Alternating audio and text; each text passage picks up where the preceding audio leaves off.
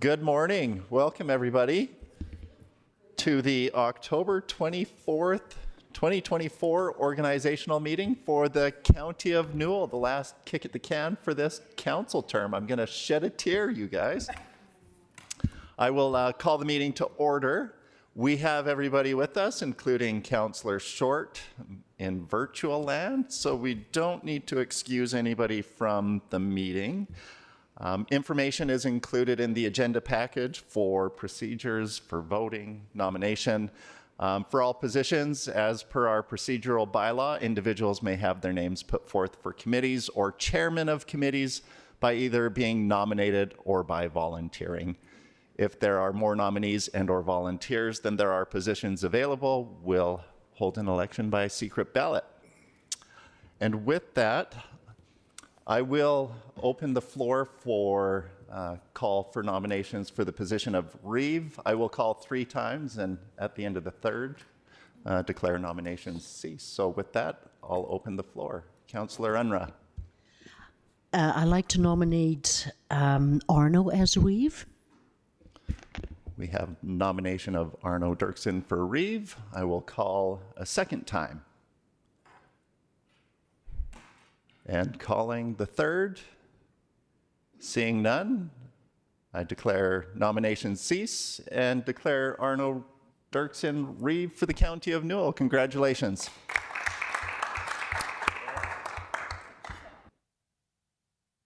Thank you all. It's an honor and a privilege to serve as the chair of County Council, and with your support, look forward to continuing to serve together with all of you. That's an honor, and not one I take for granted, but I guess I got to make this official. Yeah, we have our Director of Corporate Services, Lane Johnson, with us to administer the oaths of office.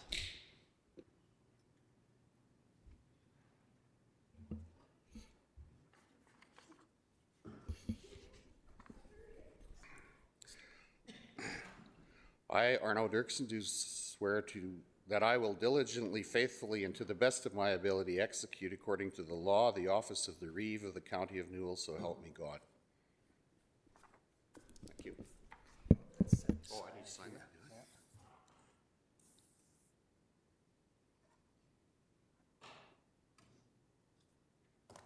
Congratulations.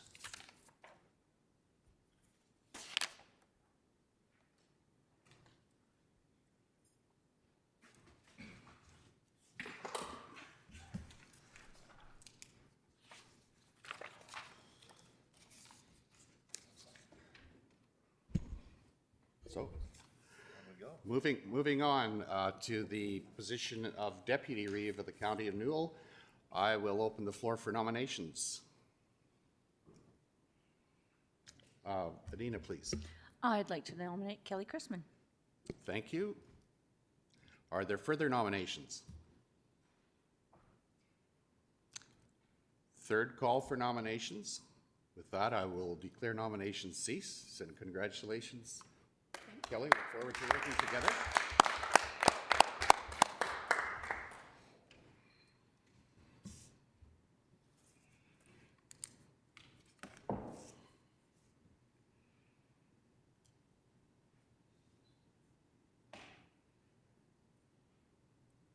Kelly Chrisman, do swear that I will diligently, faithfully, and to the best of my ability execute, according to the law, the office of Deputy REEVE for the County of Newell, so help me God.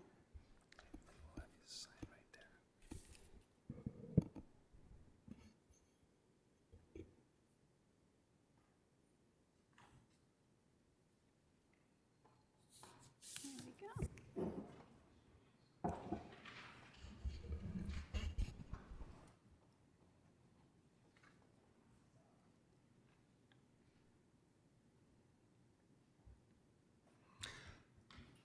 Thank you, and congratulations, Kelly. Thank you so much. Thank you all for your support. Do my best. Yep. Whatever I can do for you. That's good. Let's move on. Board and committee appointments. First of all, the Agriculture Service Board has been the 10 councillors, and by a motion, we will continue that way if that is council's wish. but we do need a motion, and it is outlined in item number 6.1 in our agenda. Is someone prepared to give us that direction? Neil? Make the motion to continue that the 10 of the 10 councillors will be the Ag Service Board. All in favor of that motion, please indicate. That is carried. Thank you. And the Soil Conservation Appeal Committee has been the 10 councillors. Do we need a motion for that, or that just is there for information that we are also the Soil Conservation Appeal Committee? Municipal Planning Commission similarly is all 10 councillors. Let's move on to item number 6.4, the Agriculture Pest Act, Weed Control Act Appeal Committee. We need a members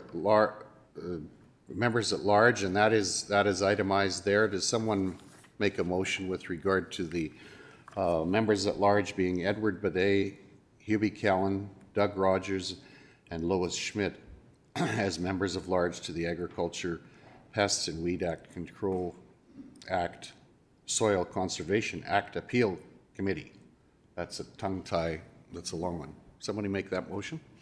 Holly, please. Thank you. I'll make the motion. All in favor, please indicate. That is carried.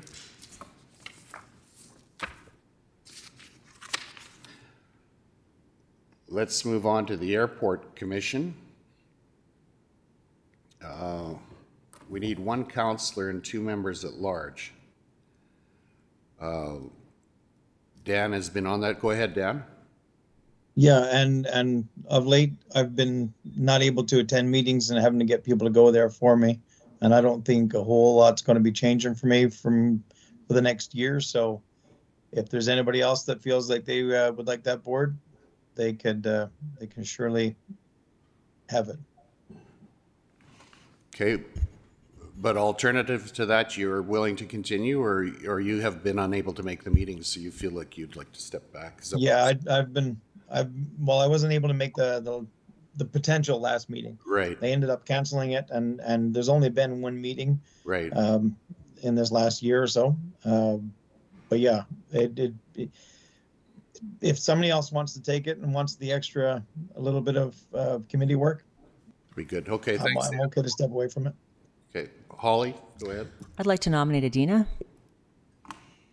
Okay, thank you. Adina's been nominated, accepts that nomination. Are there further nominations? Any further nominations?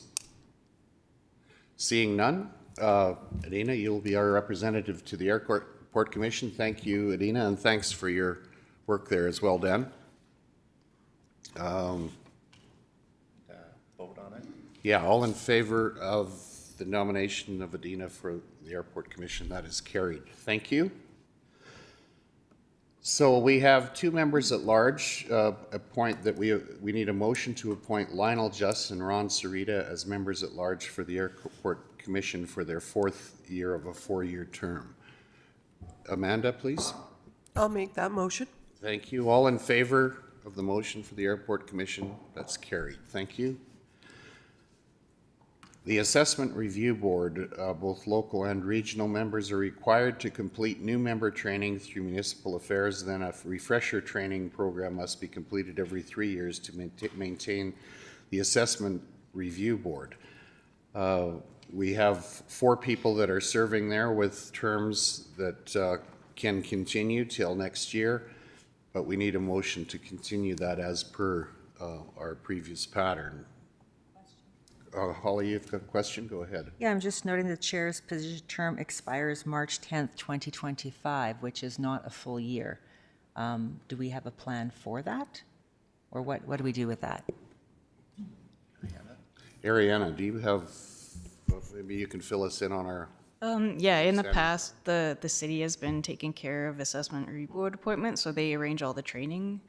I would imagine that they're on top of things, but Shannon is following up. And also we received an application from another member who is interested, so we forwarded that to the city as well. So if another motion needs to be made at a later date, it'll come to a future council meeting.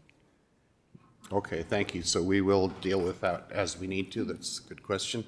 someone prepared to make a motion that we continue as outlined? Kelly, please. All in favor of that motion, please indicate. That is carried. Thank you.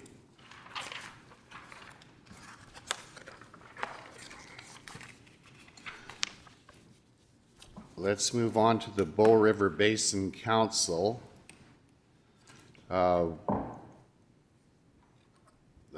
I've been involved in that in the past, would be willing to continue at the pleasure of council.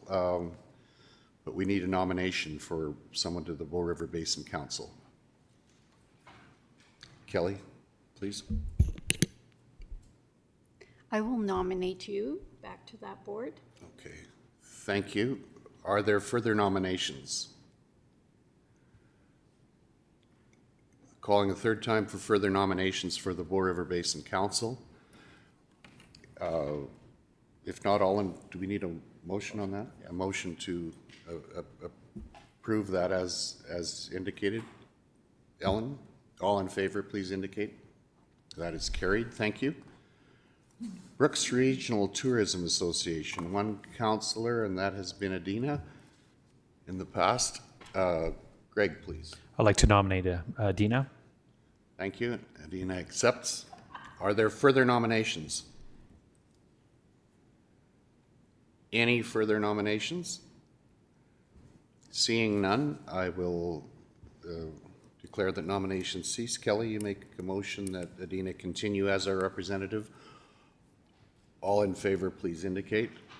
That is carried. Thank you.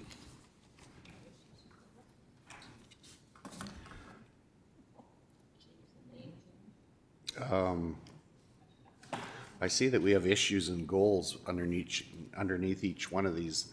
That is an opportunity to adjust direction or provide direction officially, I guess, to our representatives as we move along. So I will encourage people to, I'm not going to spend a lot of time there unless someone wants to, but I'm going to suggest that we, just so everyone knows, that you're free to chime in and discuss that as there's need to do that. So seeing none, we'll move on to item number 6.9, the Performance Evaluation Committee. That has been the REEVE and 2 councillors, and that has been Adina and Greg, if I'm not mistaken. And Kelly. And Kelly, that's right. Yes, and myself, yeah.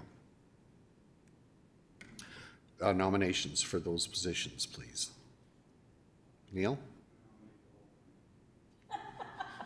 Okay, Adina, Kelly, and Greg. Are there further nominations? Seeing none, a motion that the 4 of us continue. Amanda, please. I'll make that motion. Thank you. All in favor, please indicate. That is carried. Thank you. City of Brooks Recreation and Parks Board, Division 5 Councillor, Division 10 Councillor, and up to 3 members at large. And we have Neil Johnson and Greg Skriver that have been on that, as well as Kathy Delday, Kathy Safronovich, as members at large. Are there any further nominations or a motion to continue as we have in that, as outlined in Adina, please? I'll make that motion to appoint Greg and Neil. Thank you. And the members at large, all in favor, please indicate. That is carried. Thank you. Okay, go ahead, Greg. Yeah. I just have a clarification that Laura Lukey is also on that board. Okay, that's Ariana, go ahead. This is 5 and 10, so she's on this board now. Oh, right. Okay. Yeah, I'm confused. Sorry about that. Disregard. Okay, thank you. Councillor Compensation Review Committee. Who's been on that? Dan, Amanda, and Lynette, correct? Are there nominations for the 3 councillors there? Greg, please. I'd like to make those nominations, For please. Amanda, Lynette, and Dan to continue in that? Correct. Okay, are there further nominations? Last call for further nominations. Seeing none, a motion to approve that the three of them be on there. Kelly, please. All in favor, please indicate. That is carried. Thank you.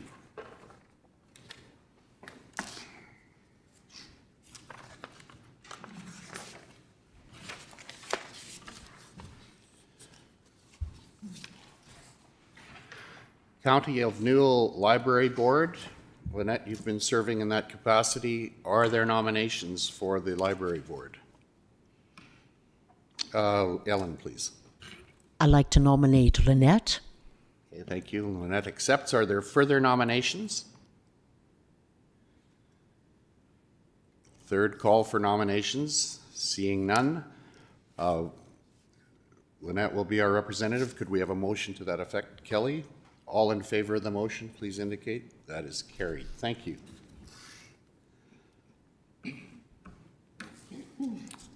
The members at large are outlined there. We have for the Brooks Library Board, Rebecca Arndt and Terry Hawkinson, and for the Rolling Hills Library District, Nicole Short. Do we have a motion? What do we need here? We need a motion that confirms the appointments of the members at large to the County of Newell Library Board as follows. And there are some terms expired. Need one for Brooks Library, nomination for Brooks. And is that a member at large or someone from this? Member at large, yeah. So from Rebecca or Terry. Oh, okay. Thank you. Do we have a motion for one of, Kelly, go ahead, please. I'm not sure how we would, this, I don't remember ever happening before, but how would we make that decision if we know neither of the ladies? I assume they're even ladies. I'm just guessing. So should we read their applications, or how can we do this with some level of confidence? Matt, if you got a suggestion, thanks for that. Do we have their applications, Ariana? Yeah, there we go. Under 6.12, the applications are there for your perusal. Thank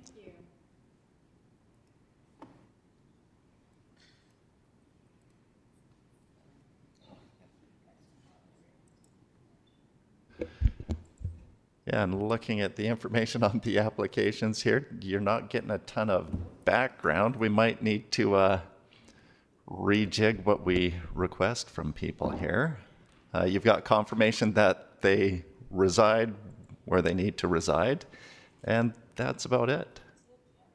And interest in the position, which is, 90% of the battle is finding a willing volunteer, and you've got 2 of them this time. Right, so that's a good situation to be in. Does someone have a motion for us? Lynette, please.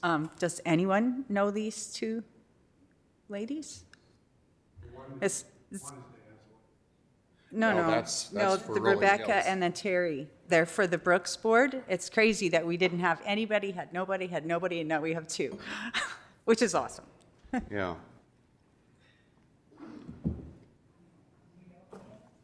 Lane, please, go ahead. There you go. We can do that. I think that's a reasonable approach if we'd like to do that. Or you don't know. I don't have my hat here. Yeah. Lane's got a hat, okay. I'm going to steal 2 of these. Okay. I've got the slips, Lane.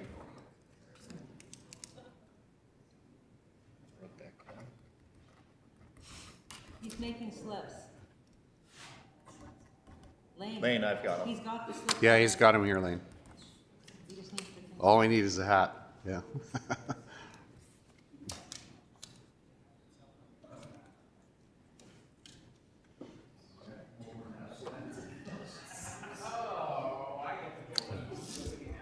Drum roll, Dan? Yeah. Have you got, Dan?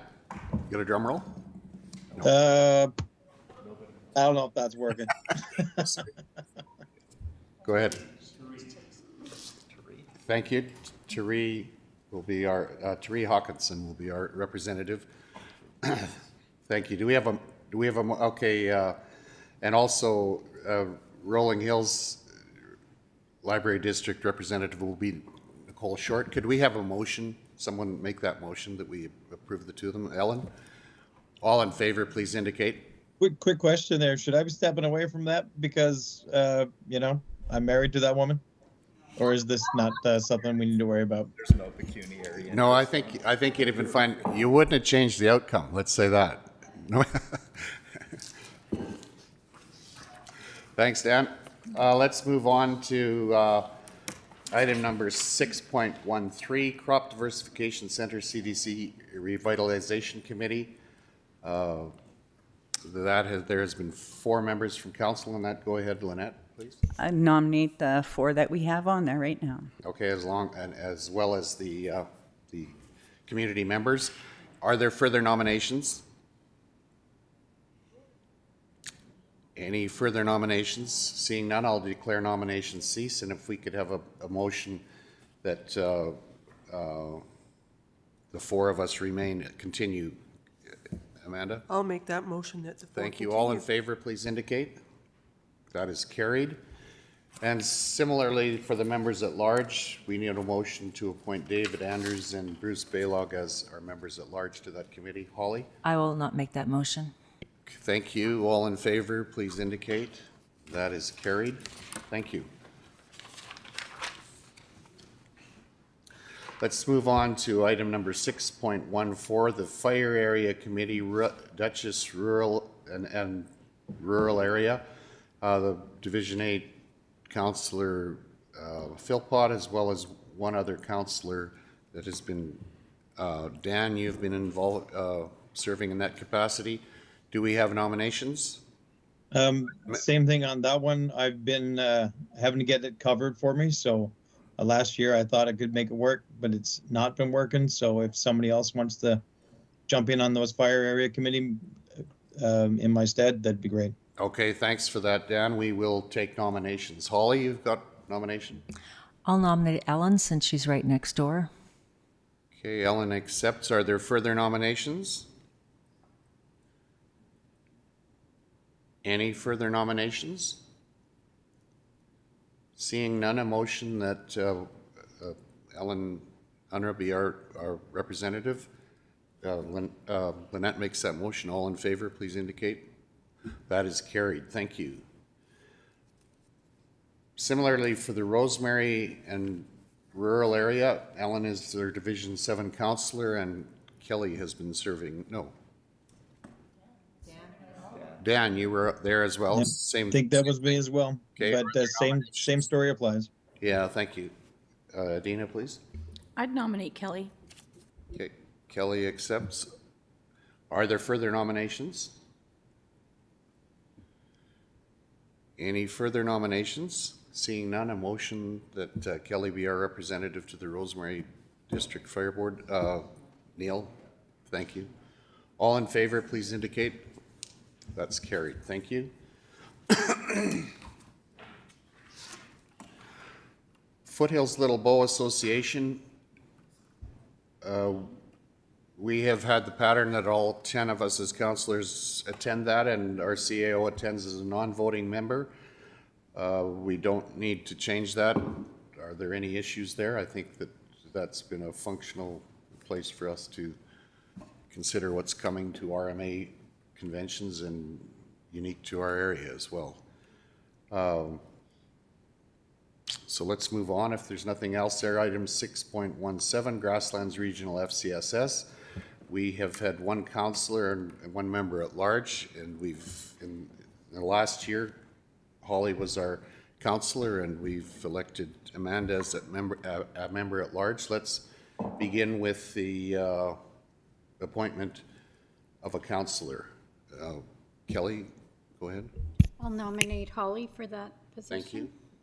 Are there further nominations? Third call for nominations. If not, a motion that Holly be our representative. Adina, All in favor of that motion, please indicate. That is carried. And similarly, as a member at large, we had appointed Amanda to that position for the last year. Are there nominations? Go ahead. Question, did we put out, did we have any other applications for members at large? Did we try for that? We have not had any that are current at this point, no. Matt, go ahead. And we didn't advertise for the member at large position for FCSS either, which would likely explain why we haven't received applications for it. Right. Neil, please. Can I make a motion to leave Amanda there until we maybe do find a member at large? Yes, you're nominating Amanda for this year. Yeah, okay. Are there further nominations? We don't have any from the public, so one more call for nominations. Okay, nominations cease, so we need a motion to appoint Amanda as our member at large. Lynette makes that motion. All in favor of that motion, please indicate. That is carried. Thank you. That is an exception to the way we have done some of it in the past, but I appreciate the work that both Holly and Amanda have done there to bring continuity and stability there. So let's continue.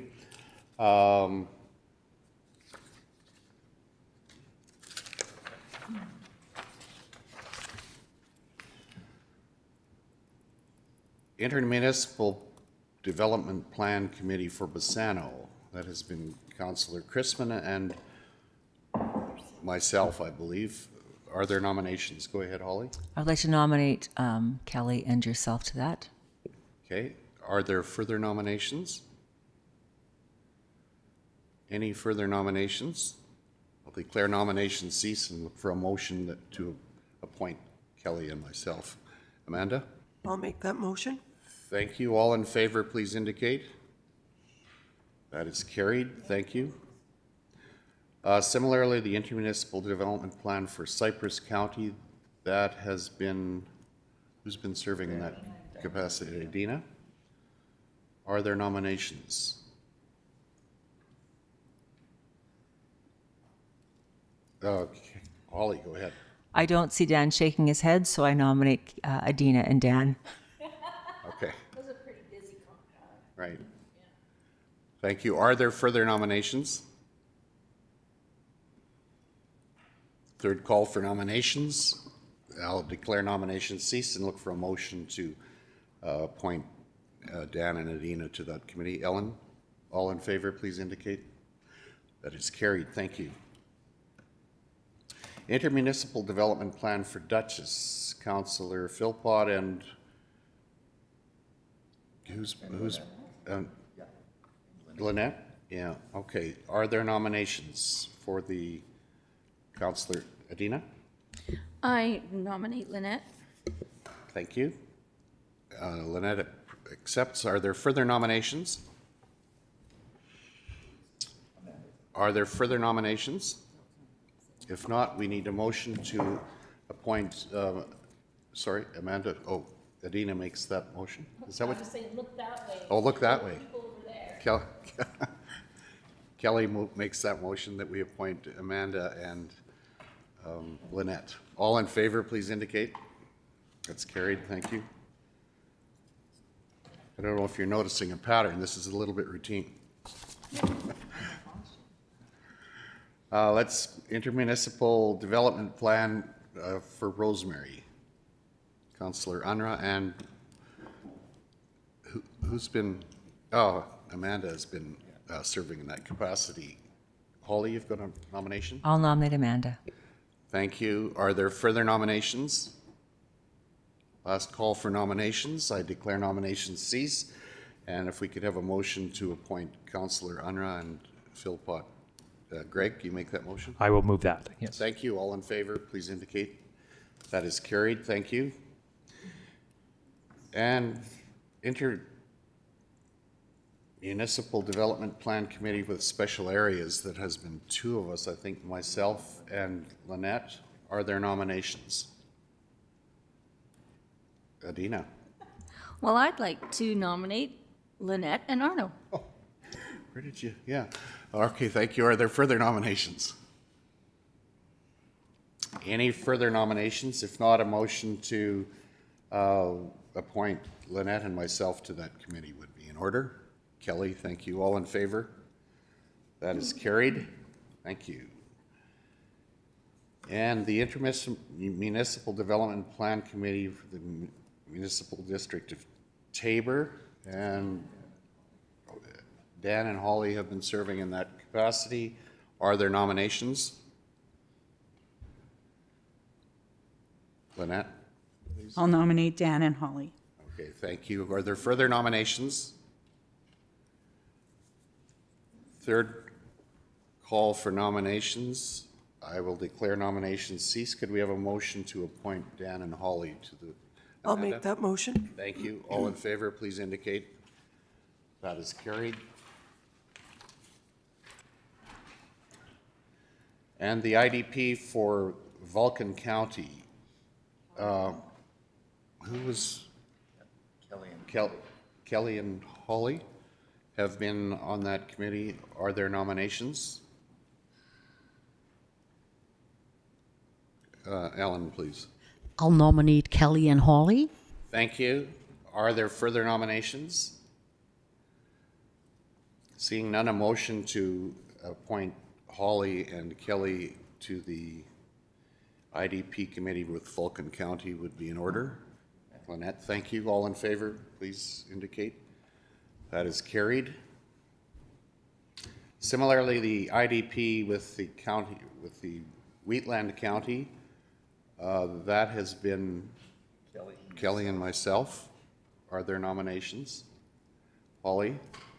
I'll nominate Kelly and Arno. Thank you. Further nominations? Further nominations? Seeing none, if we can have a motion to appoint Kelly and myself to the IDP with Wheatland. Thank you, Amanda. I'll make that motion. All in favor, please indicate. That is carried. Thank you. Okay, we're changing pitch here now. So this is item number 6.26. This is the Joint Services Intermunicipal Development Plan. Oh no, we aren't with Brooks. The CAO attends as a non-voting member, and we have 3 councillors that have been Greg, Kelly, Neil. Greg, Kelly, and Neil. Go ahead, Kelly. I just wanted to add some issues or goals. Right. First one, right? So we had our first IDP meeting with Brooks last week, 2 weeks ago, and that's the first one since 2021. So there was lots of learning to be had. What is an IDP? What's the role? What's the purpose?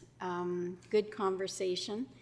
But we did agree to tighten it up and make the conversation more of a practice than every 3 to 4 years. So I think it was a good exercise, and yeah, I'd like to stay on that committee. Okay, thank you. Appreciate that. Holly, go ahead, your question. Could you define what more of a practice means? Well, so what we have been doing is getting the information electronically, and then any issues, we're encouraged to forward them. And the face-to-face was more productive and more informative for everybody around the table. I'm not speaking out of turn to say that, right? Neil. Neil, go ahead. I think they were talking about every 3 months would be a really good schedule for the first while to get this thing going, because it was neglected, and we had a lot of catching up to do. 3 years worth. Even just in terms we took Holly's point in as far as the communication of joint services. We may have been a little bit lax on that, and that's being dealt with as best we can. I just want to point out that's a different committee altogether, so I don't want to confuse the two. I'm doing my best to keep them very separate. Okay, oh, Greg, please. Yeah, and in the past, the other municipalities were also included in this IDP meeting, which they probably shouldn't have been, since this is just with Brooks. So we are, that's another goal, is to keep it with just Brooks and the county moving forward. Okay, thanks, Holly. Go ahead. Then should the IDP and joint services be split? If you're actually having separate IDP meetings, is that something we should be looking at splitting then? I guess that's the question. So we probably have, yes. Matt, you want to talk us through that a little? Yeah, I would say appoint each separately. There might be some benefit to having the same representatives on each, but let's do that IDP committee and then joint services, and we'll split that apart. Okay, thank you. So with that, we will take nominations for the IDP committee with Brooks, correct? And that has been Neil, Greg, and Kelly. Go ahead, Neil. Yeah, just one comment on that. I think Division 5 and Division 10 should automatically be on the IDP, because that is the area right around Brooks. Everybody else has got their IDPs, and Dutchess, Tilly, Rosemary, whatever. It's how we look after the people around Brooks and pay our share. So I think that's important on both joint services and IDP. Okay, thanks. Greg? And I encourage us to look at the third member of that IDP committee be the same as the joint services, as the meetings usually are before the joint services meeting. So it just cleans things up a little bit, but there is a third person representative from council still on that IDP meeting. So Okay, thanks. So do you make that a motion? Can we handle that organizationally as a motion, that they be the same people, but include the two councillors, divisions 5 and 10 plus one other? Or? I wouldn't make the motion. No, I would. For IDP. Okay. Then nominations. Okay. Yeah, I would make That's a consent. suggestion, not a motion. Dan, sorry, I missed you. I see that hand. Go ahead. No worries. I agree with all those reasonings for sure, but Tilly actually shares quite a bit of a boundary with the city of Brooks, does it not? And I can't visualize what our new map looks like, but I believe it still kind of shares a lot of boundary with Brooks. I just thought that should be a consideration. Don't know if what are your thoughts on that, Adina? That's a good point, Dan. Thanks. Adina, you have a response? Well, I have lots of thoughts about that, being that I grew up in Brooks, and I have some property in Brooks. And yes, we are, Div 2 is right there on the edge. So I would be in favor of being part of that as well. Okay, with that, I'm going to, as we've suggested, we're going to split this up. I'm going to take nominations for joint IDP with the city of Brooks. Are there nominations, please?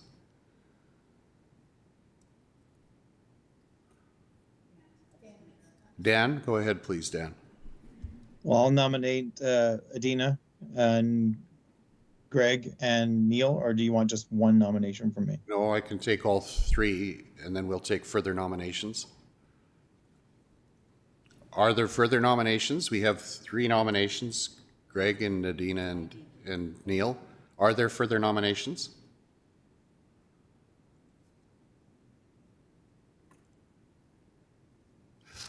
You volunteered, right? No? Yeah. Okay. Any further nominations? Seeing none, I will, we need a motion to appoint Neil and Adina and Greg. Amanda? I'll make that motion. Thank you. All in favor, please indicate. That's carried. Thank you. Now let's move to joint services, which we've discussed. Are there nominations for the Joint Services Committee?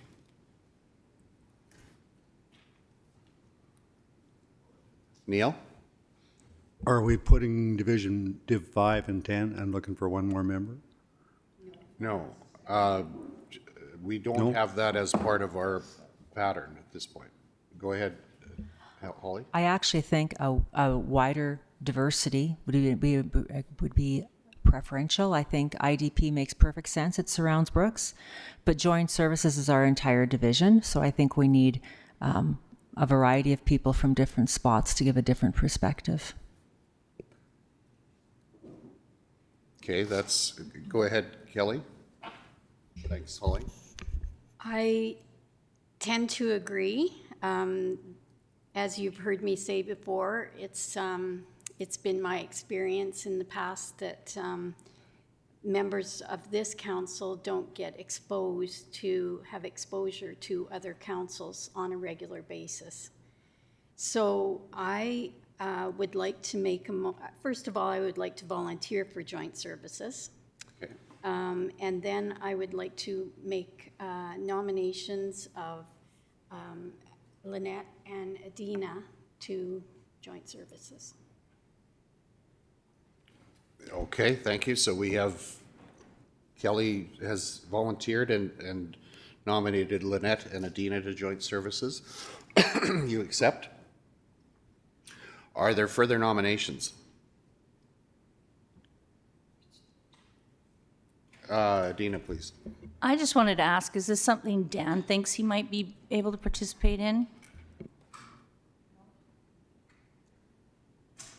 Those are regular monthly meetings, so Dan says. And what time are they usually at during the day? I'm pretty sure, right? 1 o'clock on Tuesdays, second Tuesday of each month, I think. Yeah. It sounds like it'd be a great committee. I won't be able to commit. Okay. Have we had this? Okay, we'll just leave this as it is for today. We've talked about making some changes at joint services anyway, but are there further nominations? Ellen? I'll nominate Neil for the position. Okay, thank you. Are there further nominations? Yeah. Dan? I'll nominate Greg if he's interested in staying on that. Okay, Greg accepts. Okay. Any further nominations? Seeing none, we get to vote. So we have. This is going to be. It's going to be tough to do a secret vote. I can write it and show you, but. Poker face, Dan. Three names. So 3 names. We have nominations: Lynette, Kelly, Adina, Neil, and Greg. We need 3 names. Are we writing the 3 on the same card? This is or 3 different cards? Okay, and Dan, you can just email Ariana. Okay, Dan's going to email Ariana.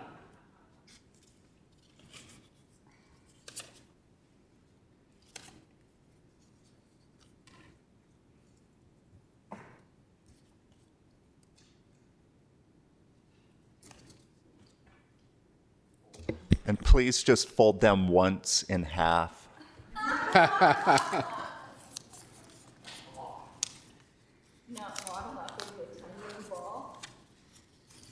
This is good to have some adjustment. That's good. Mm-hmm. Oh, yeah. Yeah, well, and I think.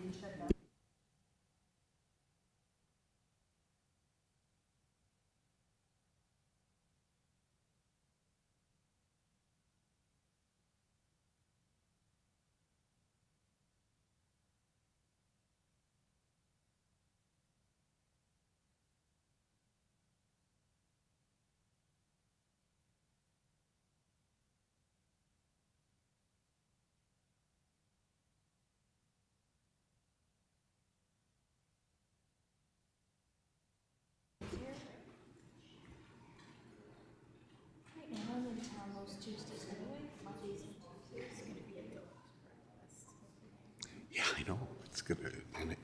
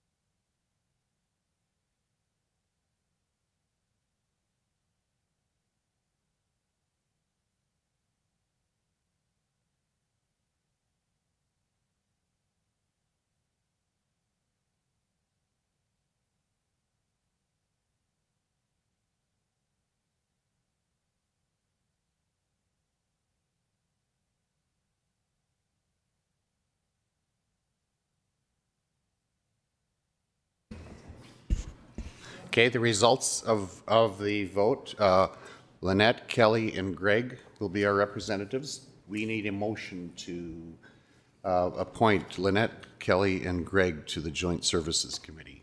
I'll make that motion. Holly makes the motion. All in favor, please indicate. That is carried. Thank you.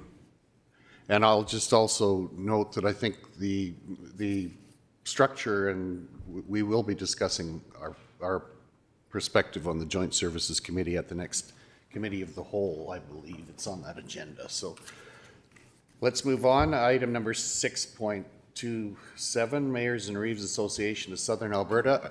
That meeting typically happens the same day in the afternoon of the PEP meetings when there is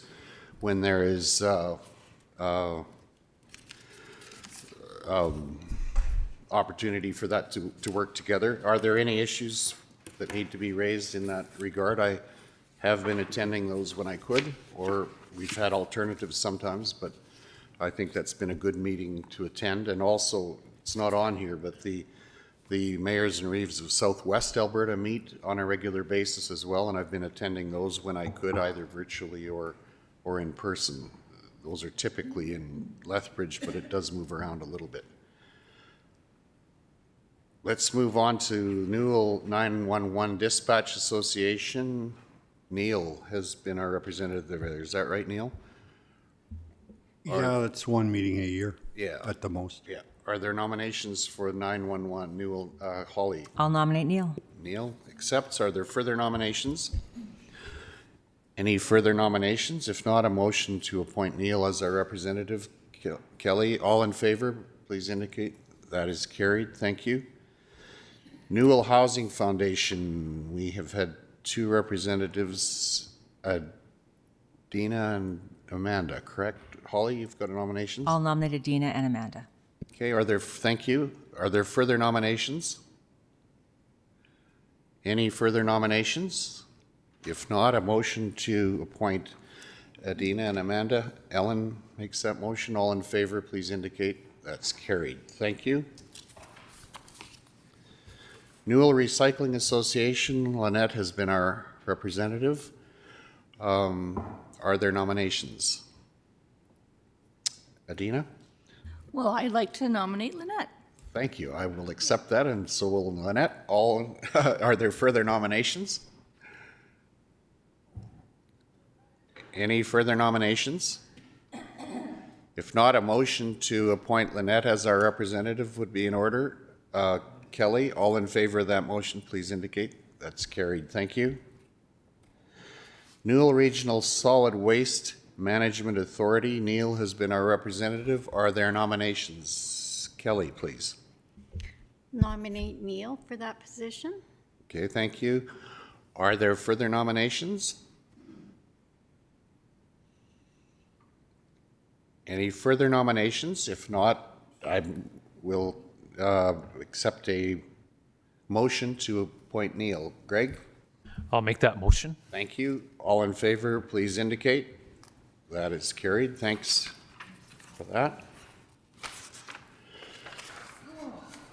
Newell Regional Services Corporation, NRSC, we have two councillors, Ellen and Dan, right? Are there nominations? Holly, go ahead. Dan's not shaking his head, so I guess I'll nominate Dan and Ellen. Okay, those are accepted. Are there further nominations? Any further nominations? Seeing none, I will accept a motion to appoint Dan and Ellen. I'll make that motion. Thanks, Amanda. All in favor, please indicate. That is carried. Palliser Economic Partnership, we have had one councillor and one business representative. Has that been a pattern that we've had? Yeah, okay. And Holly has been, our representative is also on the executive of PEP. Are there nominations? Ellen? I'd like to nominate Holly. Okay, thank you. Holly accepts. Are there further nominations? Well, Holly, go ahead, please. Can I nominate you for the member at large at the same time, being that you're at the mayor and Reeves already, or is that a separate nomination? What is our pattern here? Sorry, it's a business representative. Yeah, let's keep this just our council. Are there further nominations? Seeing none, I will accept a motion that we ask Holly to be our representative to PEP. Adina, all in favor, please indicate. That's carried. Our business representative, go ahead, Lynette. Who did we have as a business representative? What's the history there? Go ahead. So we had no one the first year. The second year, Dan took it on, being that he was employed as privately as a plumber as well as being this job. And then last year, we had Mitch step into that position. But the PEP has moved away from having EDOs actually on the board. So I think it'd be a good fit for Arno, being that he is going for mayors and Reeves after the meeting anyway. I think it'd be a good fit.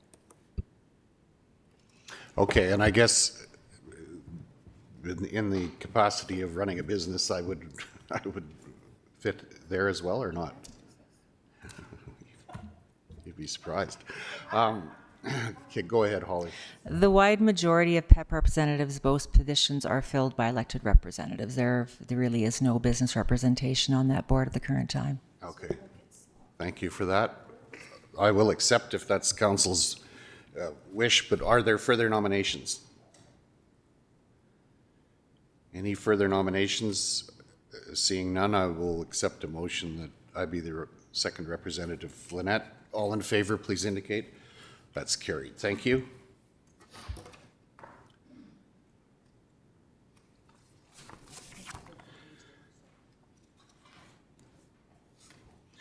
Rec Board for the Brooks rural area. Councillors from Division 5 and 10 and 3 members at large. And we have those members noted here: Julian Anacrico, Bruce Niznik, and Kathy Safronovich have been appointed. Do we have a motion to reappoint them along with Greg Skriver and Neil Johnson? Holly? Thank you. All in favor, please indicate. That is carried. Thank you. Excuse me. Recreation Board for the Bassano and area. Kelly Chrisman is automatically on, and we need one more councillor. I think that has been me in the past. Are there nominations? Lynette? I'll nominate you, Arno. Okay, thank you. Are there further nominations? Any further nominations? Seeing none, I'll look for a motion to appoint Kelly and myself. Amanda? I'll make that motion. Thank you. All in favor? That's carried. Thank you. Recreation Parks and Culture Board for Dutchess, an area that has been Amanda Philpott and Lynette in the past year. Are there nominations? Kelly, please. I'll nominate Lynette and Amanda. Yeah, thank you. Further nominations? Any further nominations? Seeing none, a motion that we appoint Amanda Philpott and Lynette Kopp as our representatives. Ellen, that makes the motion. All in favor, please indicate. Thank you. Let's move on to 6.37, the Regional Emergency Advisory Committee. That has been Amanda and myself in the last year. Are there nominations for that? Of the Regional Emergency Advisory Committee. Adina, please. I'm just wondering if this is something Dan could participate in? No? Okay. I was the alternate the first year. Right. And yeah, I believe it says one counselor, but we decided that that counselor really should be the REEVE. As an alternate, I attended one meeting along with Arno. But yeah, I wouldn't be interested in joining that one again. Okay, Holly? I'll nominate Arno as the counselor and Amanda as the alternate. Amanda as the alternate, okay. Are there further nominations?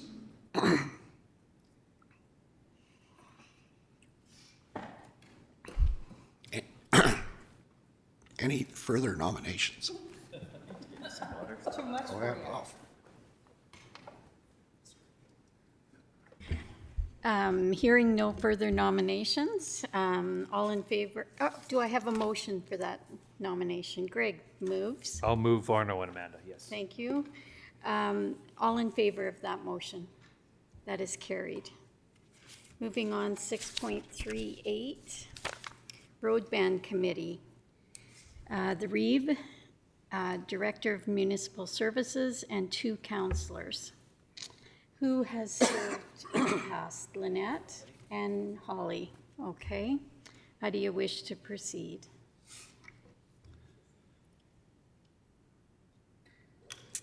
A nomination? Adina. I'd like to nominate Lynette and Holly. Thank you. Along with the REEVE, are there any further nominations? Any further nominations? Nominations cease, then a motion to appoint, please. Amanda moves.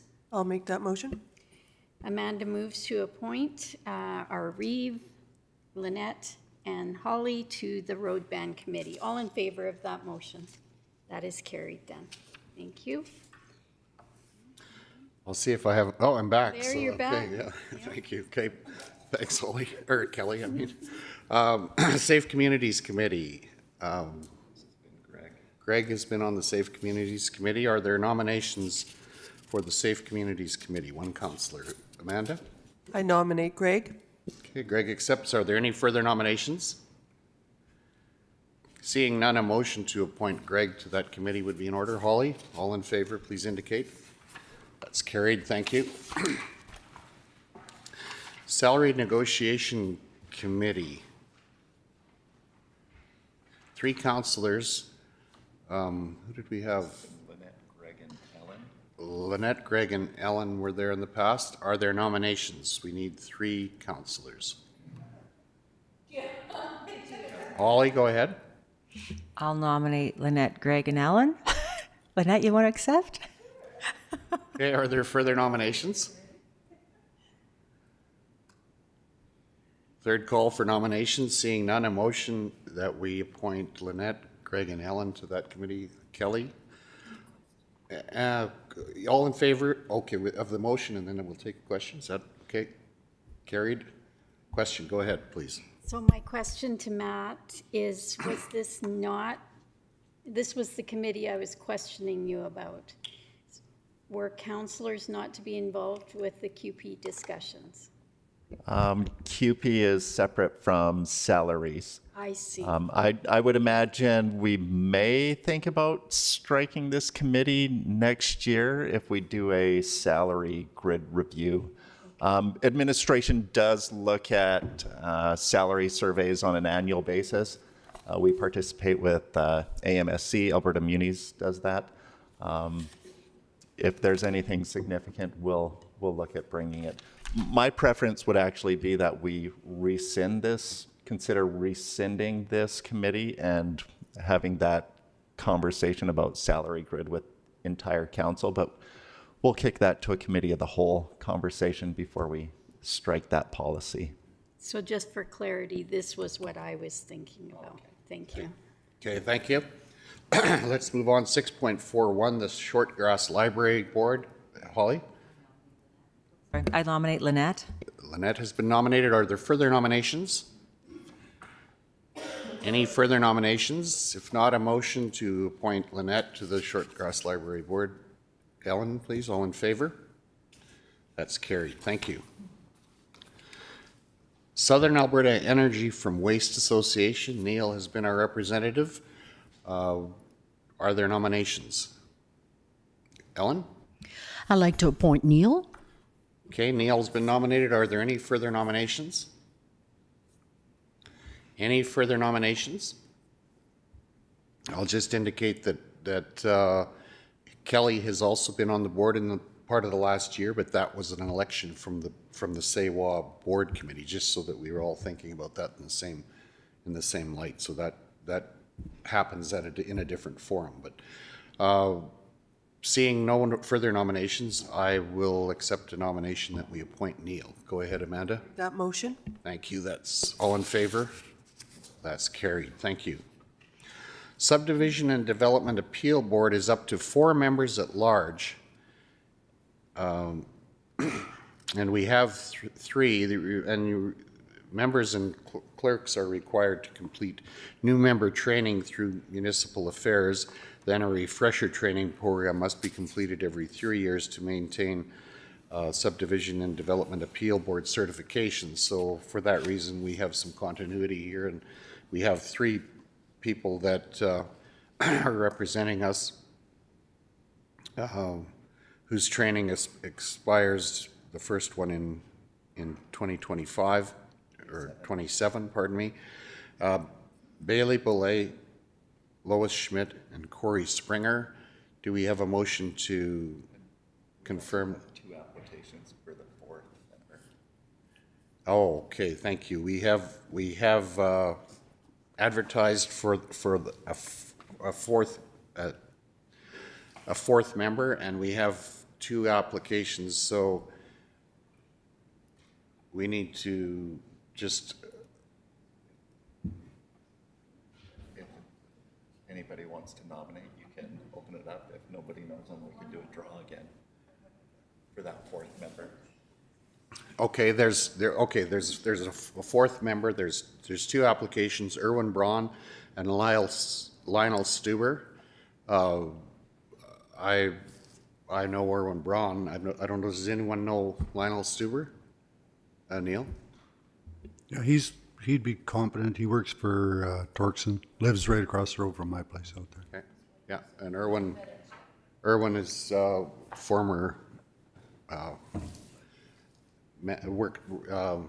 engineer at Eastern Irrigation District and was a manager of Western Irrigation District, but lives in town now in this area, so he's certainly would be good there as well. So Nominations for the 4th. nominations for the fourth representative. Go ahead, Lynette. I'd nominate Lionel Stuber. Okay. Holly? I'll nominate Erwin Braun. Okay, thank you. So are there any further well, no, that's it. We'll have an election for just the 4th representative. Yeah. Okay. So write one name, either Erwin Braun or Lionel Stuber.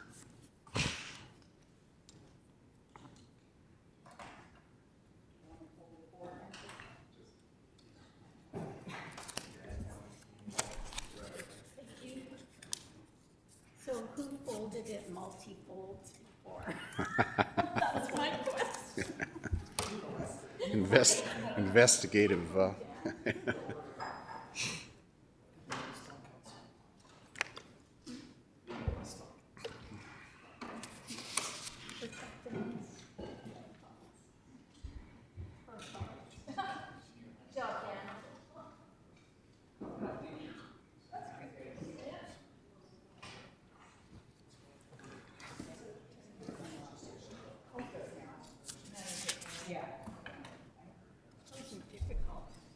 Yeah. I don't.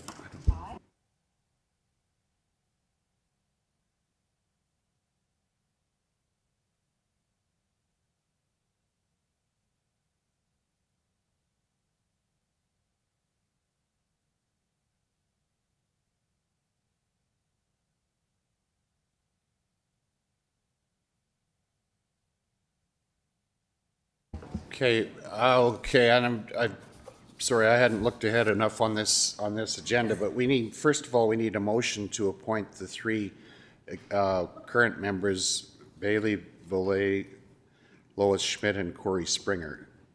Adina, please. All in favor of that motion, please indicate.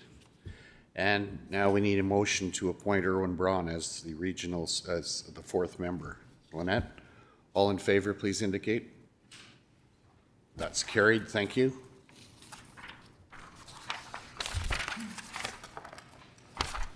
We're down to the last page. Veterans Memorial Highway Association, one councillor. Greg has been our representative there for part of the last year. Are there nominations? Amanda? I will nominate Greg. Okay, thank you. Are there further nominations? Third call for nominations. Seeing none, a motion to appoint Greg Kelly. That's appreciated. All in favor? That's carried. Thank you. Now we need a banking resolution. Someone prepared to make that resolution? Holly? Oh, was there no? Okay.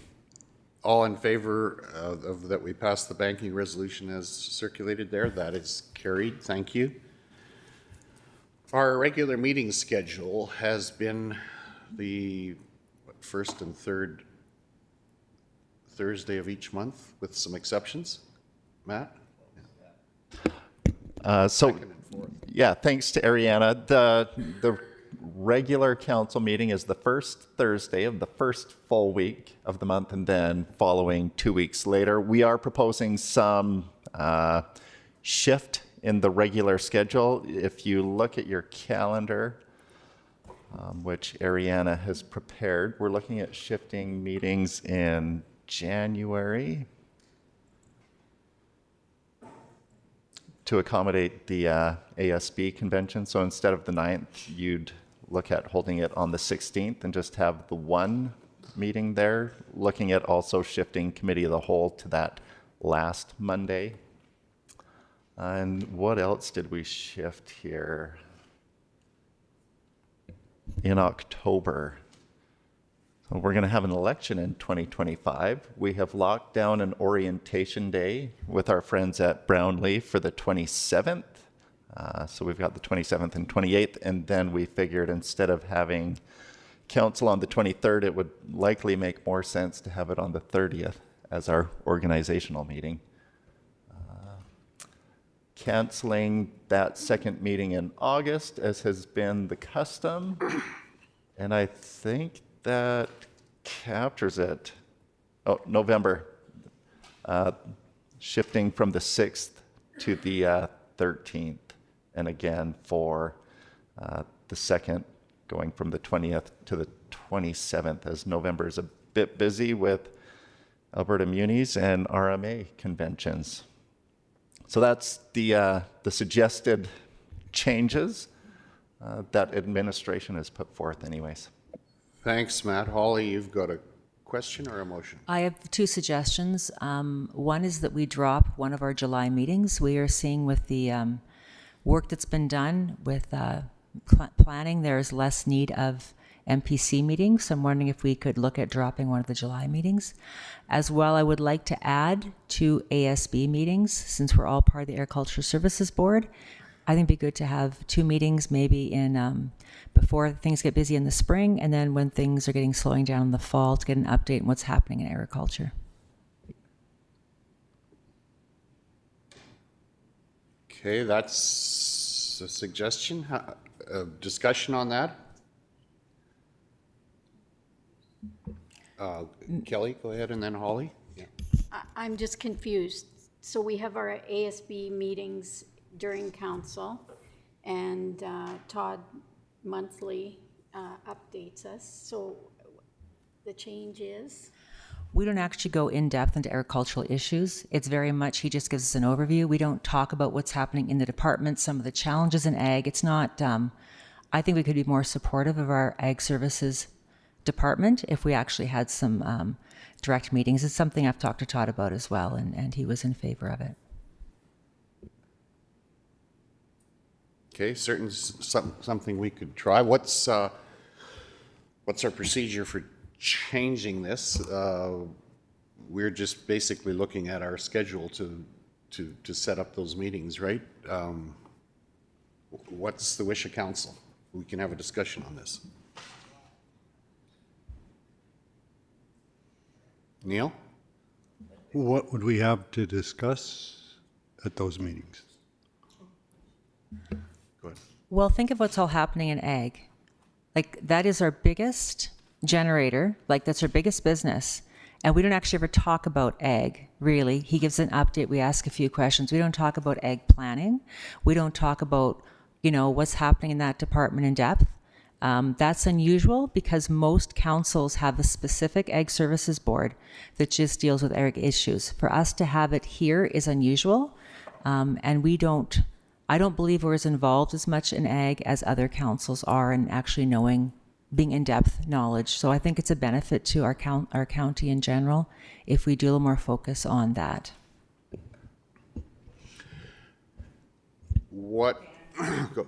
Dan, go ahead. Could we not just get Todd to come in on one of our meetings that we already have and get him to go more in depth and ask him more in-depth questions?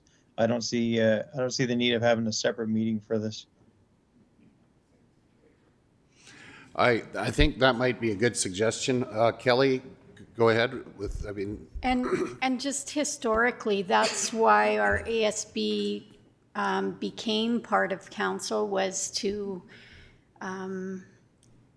if we're not getting enough out of our present meetings, then we can beef those up. But I would hate to haul us all back to town. Some of us have quite a travel, and that would be an added cost to the ag service budget. I believe they pay for, well, they would have to if we're coming in just for ASB. So that would be a hit to the budget as well. Just my thoughts. Okay, thank you.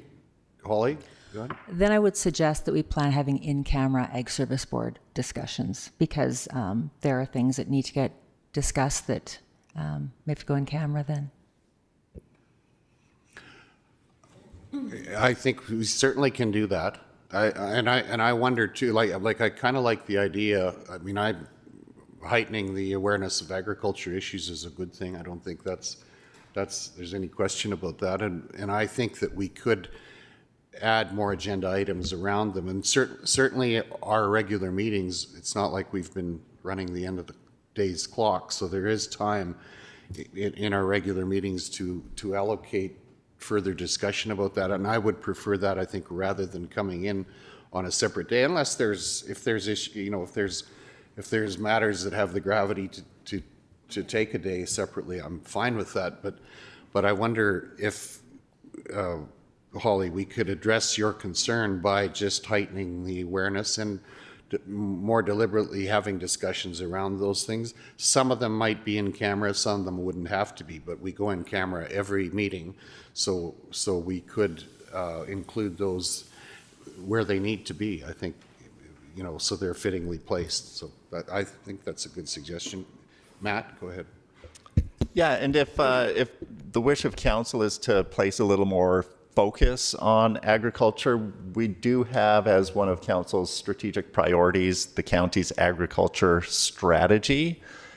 And this might be a good, when we raise that committee of the whole, it might be a good conversation to say, are we doing the ASB board the best way? Do you want to go back and look at recruiting members at large and not keeping it just as council? That was a change that was made, I think, 2008 or 9 to streamline some of the committees that were out there. So council took it on. Some ag service boards have members from the community, which could add some value. Might be a good committee of the whole conversation when we dig into agriculture strategy. I think that's a good suggestion.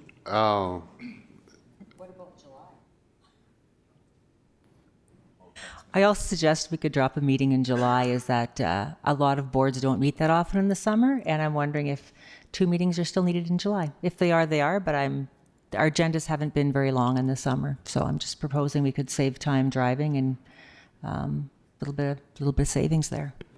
Is that something we can handle with some flexibility, depending on what the schedule is? And point well taken. Is that reasonable?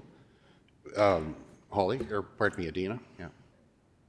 I was just going to say, I remember, I don't think it was this summer, but last summer we had to reschedule a meeting for whatever reason, and then the next meeting was really slammed. So maybe if we could consider it. If it's going to be a light agenda, then yeah, postpone a meeting in July. But if it's, I don't want to be here for 6 hours because we skipped one 2 weeks before or whatever. Okay, I think Matt has given the nod to that flexibility being, you've heard what the discussion has been, and we'll see how things go. Anything else around this meeting schedule? Do we need a motion on that, the proposal you've made, Matt, or what's the? Yeah, specifically with respect to canceling a July meeting, if there is a specific July meeting, either the 10th or the 24th that you had in mind, if you're going to consider that change, I think you should likely vote on that one.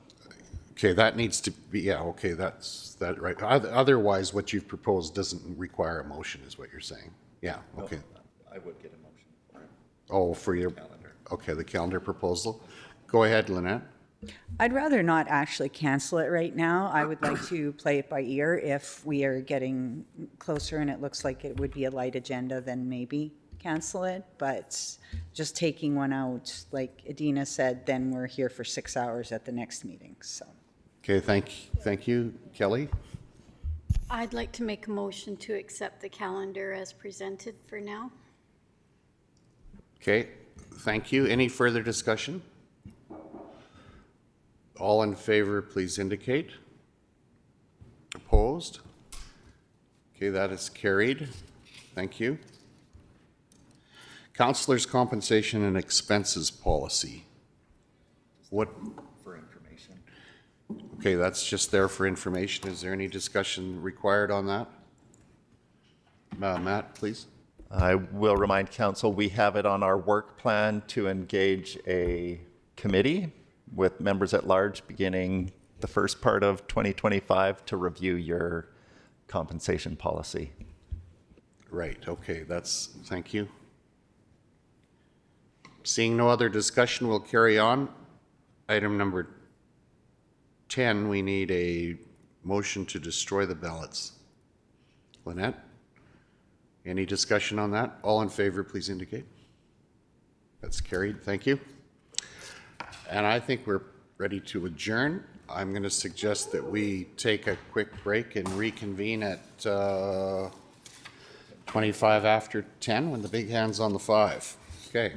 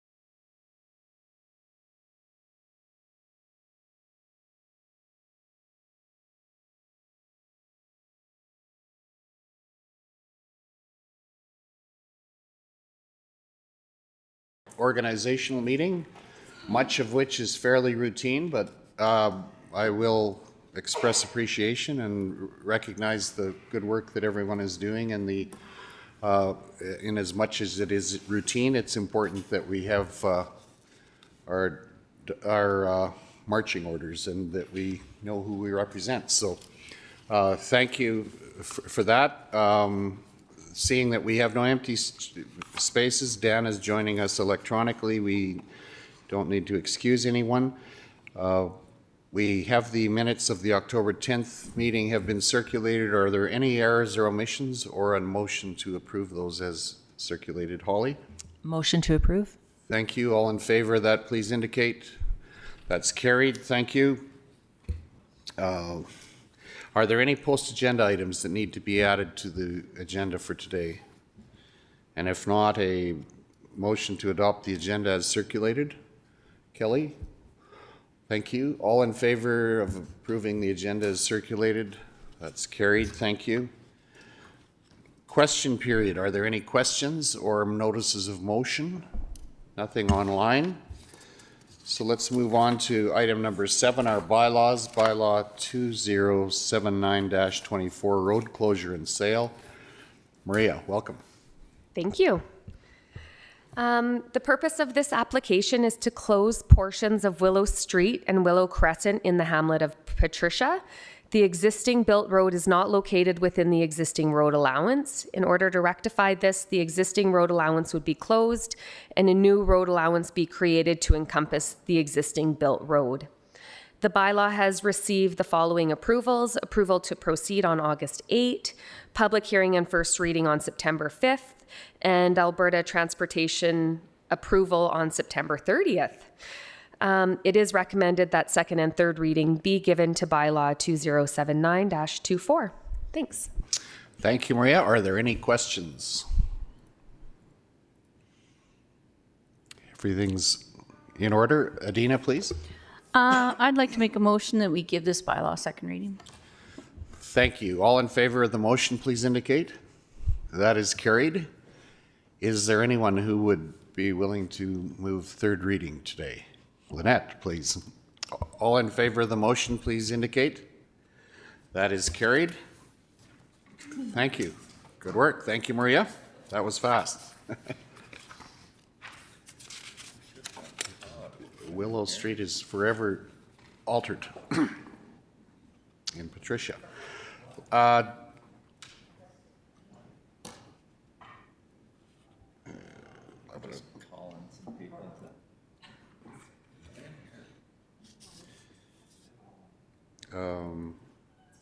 Item 9.1.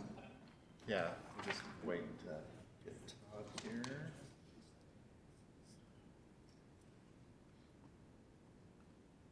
Here he comes.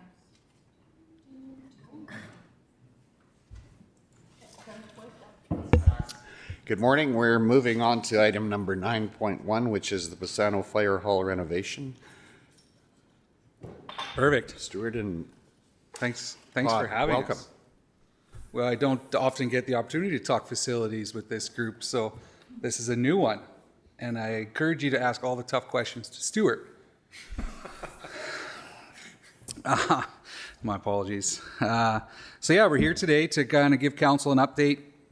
The decision was made to, well, and actually I wasn't involved in it all, so I don't know the whole backstory, so there might be some that Stuart does have to help with, but the County of Newell has purchased a new building in the town of Bassano to be used as the future fire hall for the Bassano Fire Department. So we took control of that early September, and we've kind of been going through the motions of figuring out with Stuart and the Great Fire Department the requirements, and then a little bit of the requirements from our side to be able to feel comfortable managing a building from 45 minutes away. So we've got wonderful, and I have to stress that, drawings that we've included. And we really try to take into consideration, like I say, what the fire department kind of wanted and how we could do it the most cost-effective way to get them in there quickly. So here we are today. We've outlined a budget over the next kind of probably about 6 to 8 months. We're doing some updated HVAC, and I can go through as much detail or as little detail depending on how much time you guys have today and when you want to be out. Lots of time, a little bit of time. Quick, talk fast. Talk fast. All right, 2001 was when the boiler was put in. We want to replace that. That's going to be a 25-year-old unit. It's aged. Our HVAC guy said it would probably still run for a while, but it also sits in the current washroom. So not the greatest use of space in the current washroom. So we're looking at putting some new HVAC out in the bays on the wall. That'll feed the whole facility. That is also the only mechanism of heating in the entire building, which is problematic if you're not in the building all the time or that kind of thing. So we want some redundancy built in. So that would be the unit heaters that we're putting on the walls. So that just adds some heat when it's needed. It also acts as a kind of a makeup heat. So when you do open the doors in the wintertime, it can kind of heat a little bit faster than the in-floor heating can. Starting and storing equipment inside, carbon monoxide, nitrous oxide detection, that's quite important. There's currently an exhaust fan in there with 2 dampeners. That's all mechanical and turn on and off individually. So we would what we were proposing is to have that, like we have with our other storage areas, is that monitored and then attached automatically to the exhaust fan and dampeners. And then kind of some of the other stuff, the fun stuff, we're going to renovate the office area. It's a beautiful office area for the previous tenant. It's not really designed well for what the fire departments require. So we got a little chief's office going in there, a little training area, and a small kitchen. It's always fun doing renovations because you kind of find things that might not be exactly what you wanted, but some of the plumbing is not designed exactly like we would have it if we were starting from scratch. So there's some monkeying around to do there, but I think Joe's got a great plan. And again, outlined very well in the beautiful drawings. And then that's the big stuff. The one of the asks, for next year is the cement pad out front, which is a pretty big ticket item, and then the training area that we've included in our other fire areas as well. So total kind of comes out to about that $250 range. We wanted to be safe and not have to come begging for a couple extra dollars. So we wanted to have it at $280, and that's the motion we're looking for today. Thank you, Todd. Are there questions? Ellen, please, go ahead. Yeah, I'm just wondering, there's a 10% contingency fund. Would that not cover the renovations that are unknown? Do we need a separate $10,000 on the budget for that? What we're scared about is the plumbing. We don't know what it looks like, and it's the concrete is all heated concrete, so we can't go redoing concrete very easily. So we have once we open up the walls, we're really going to find out what we're playing with electricity and plumbing. And $10,000 sounds like a lot of money. It doesn't go as far as I would like it to go. Okay, thank you. Dan, go ahead, please. I'm 100% with you on that that plumbing portion. You never know what you're gonna find once you open stuff up. However, my issue or my concern is $35,000 for 2 boilers, almost $19,000 for 2 unit heaters. That seems really pricey. And what I'm thinking here is, if we're given these giant budgets, what are our bidders going to be offering to do it for? They're going to be offering to do it for close to within that budget. I think our budgets need to be kept smaller to try to get people to do this for a more reasonable amount.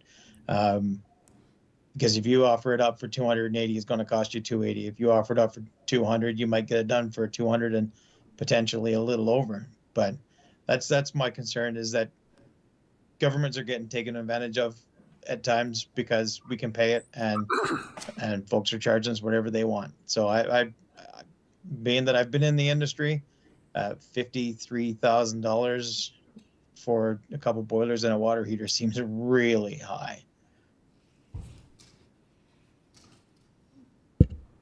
Okay, thank you. Greg? Yeah, I agree with Dan. And a question to Dan what would be a more reasonable number?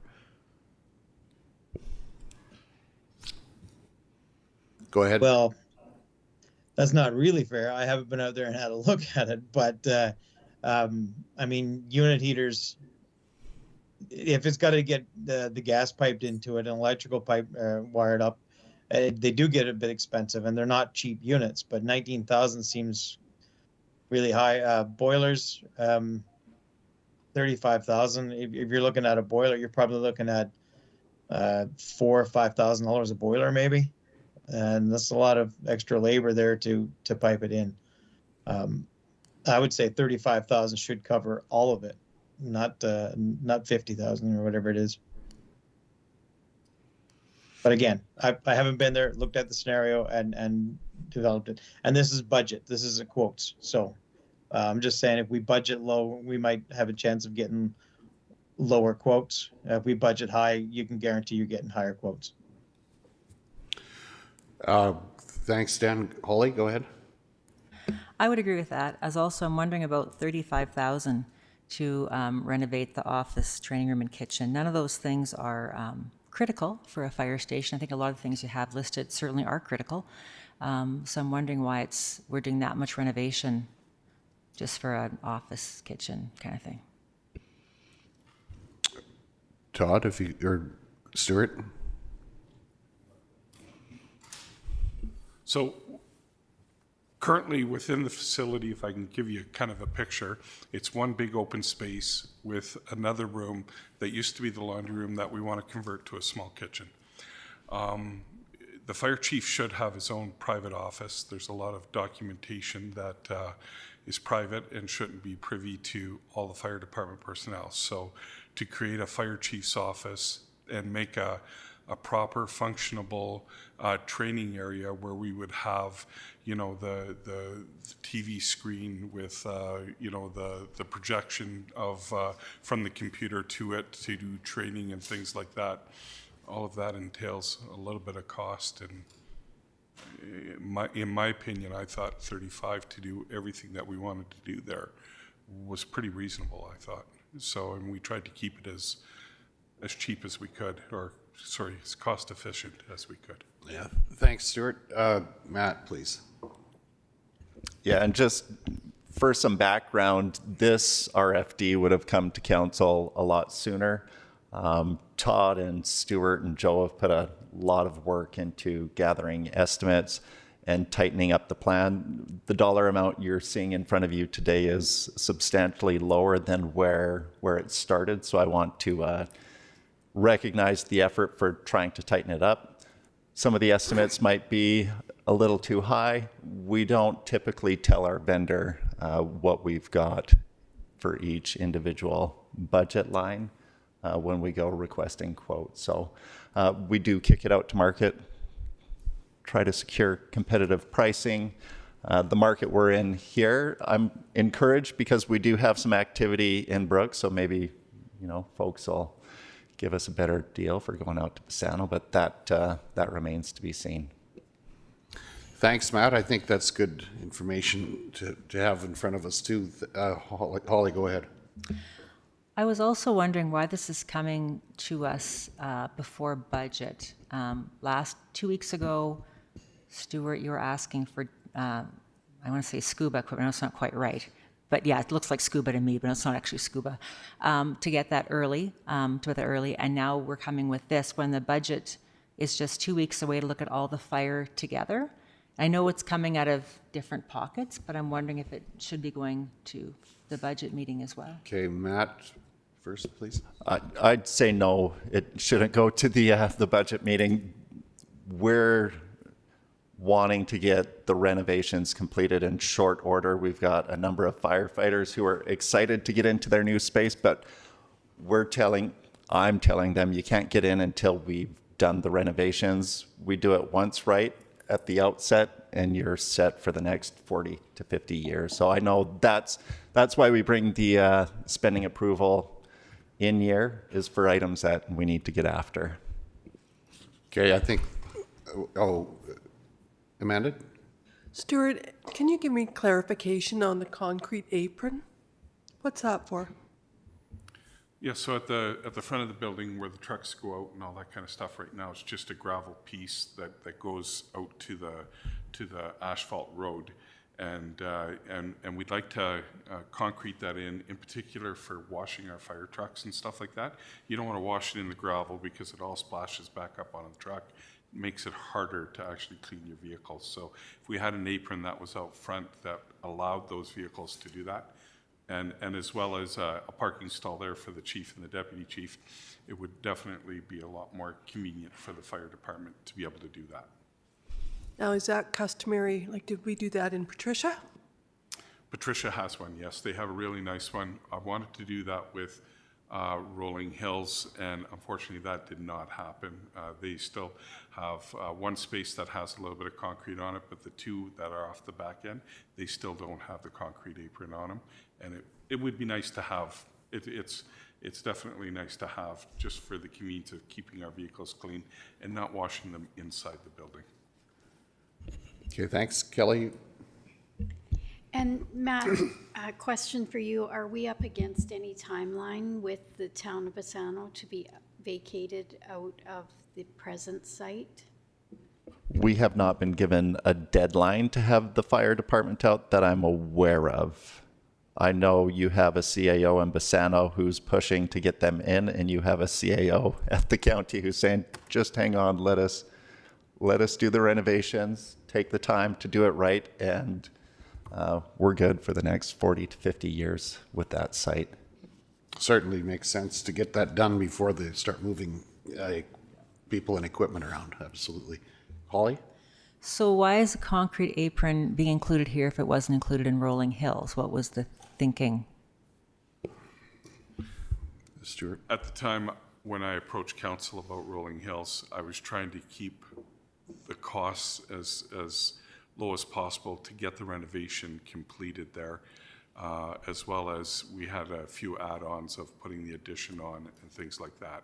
So in some ways it was me trying to be as prudent as I could and not ask for too much on that project, because to put that apron is roughly $30,000 to $40,000. It's not cheap. Just a follow-up question, with your training ground, like your training area with the gates, here's what it is. I know Rolling Hills has one. Does like Scandia doesn't have one? Like which stations have this training area? And can they be shared? I guess is another question. If I know like Rolling Hills has one, are we sharing them among departments? Yeah, all our training areas are definitely shareable. And you know, we have the regional training facility here right in Brooks.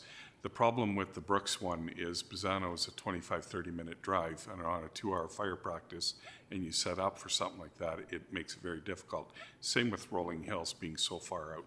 Are they shareable? Absolutely, and they're encouraged to have the Scandias and the Bow Cities, for instance, going over to Rolling Hills as well as Tilly to work in that area that is a more protected and safe area to be doing the fire practices. So this lot is so huge, it allows the opportunity for the fire department to have their training area right there, which is a great learning for all our fire departments, and where their current training area isn't the best area to have it, because it's right on the edge of the golf course as well as right beside the landfill. So when you're doing live fire training, it's very dangerous to be having that close to those two areas. Okay, thank you. Holly? So 2 follow-ups then. So what are we taking from the Bassano training area to save costs then, I guess, in the new one, firstly? And secondly, does Rosemary have a training area? Like, are we sharing these? Or I'm just trying to get a bit of understanding. So I know that Rolling Hills has one, and Brooks, and Bassano. And those are the only ones that actually we have in the county of Newell right now, right? I would love to have one in Patricia, right beside their fire hall, right beside the retention pond that's there, because I see that as a very good potential area to fence in and have it as a secured spot. But yes, we do encourage our fire departments to share their training areas with the other fire departments that are close to them. Rosemary does not have one. Gem does not have one. Dutchess actually uses their back parking lot area where they fill with water at the same time. That isn't probably the best idea in the world, but it's what they do to make things work. But you said Bazzano has one, so what can you take from that one? Like, what can we recycle and reuse? Because it looks like it's all new, what you're talking about. So what are we doing with that? Because we need to be good stewards of our resources. Yes, so the Bazzano area right now has an ATCO trailer and a couple of vehicles that are sitting there. They don't have a fenced area. What we're proposing to do here with the new area behind the new fire hall is simply just putting up the fence and making sure that it's graveled properly. So it's pretty basic, bare minimum of what we're asking for. It's like we did in Rolling Hills. We put up 4 walls, fenced walls, to keep the fire department in and keep the general public out. And other than that, anything that was over in the training area that could be reused and come back over could. Having said that, the ATCO trailer that's there is ready to fall down at any moment. So I would not suggest bringing that into the municipality and into that training area just simply because of that. But we would look for donations for things like that to try and get those in there, because sometimes ATCO has trailers that are a little bit older that we can throw into those spots. Okay, any further questions we need to, okay, go ahead, Kelly. Not a question. I was ready for a motion, if you were. Okay, Matt, one thing? Yeah, and just to bring council's attention, I have sent an updated recommended motion for this that identifies some funding coming out of the Regional Enhancement Fund that was designated for Division 6 administration, thinking that this project would be right along the lines of what that Regional Enhancement Fund was for. So there's 30 some odd thousand from the Regional Enhancement, and then the balance coming from your Facilities Fund.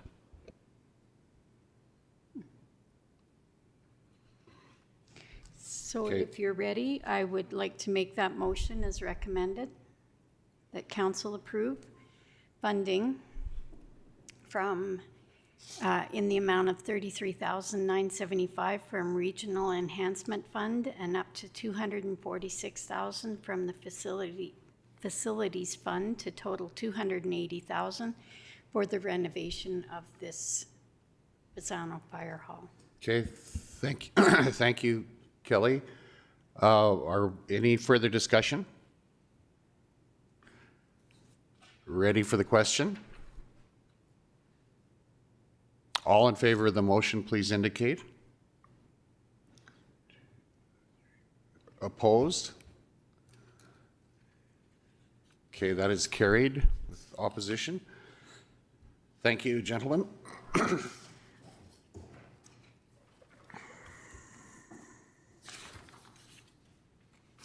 Let's move on to item 9.2, the Marina, Lake Newell Marina Facility Upgrade Lane, please.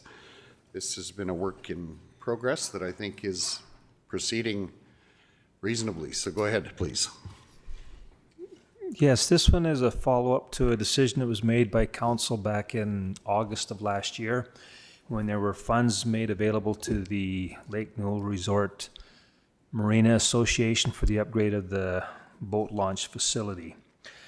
One of the conditions that council applied to the funds that were committed for that project was that it had to guarantee public access. That was communicated to the Marine Association and also to the landowner across whose land the access is required. Since then, there's been a number of things that have transpired. The county was involved in assisting the Marine Association with the drafting of an initial agreement that was put forward to the landowner. The landowner has responded. There has been 2 different meetings with a larger group of stakeholders that have interests in it. And we're at a point now where the property owner and the Marina Association have more or less reached consensus on how this could go forward. But one of the conditions is that there is a request for the county to be a direct party to the final agreement. So the request before council is to approve a decision for the county to become a party to the agreement, and there will also be a need for some additional funds to be available in drafting that agreement. If there's some questions that council has, which I fully anticipate there will be, we'll try and address those at this time.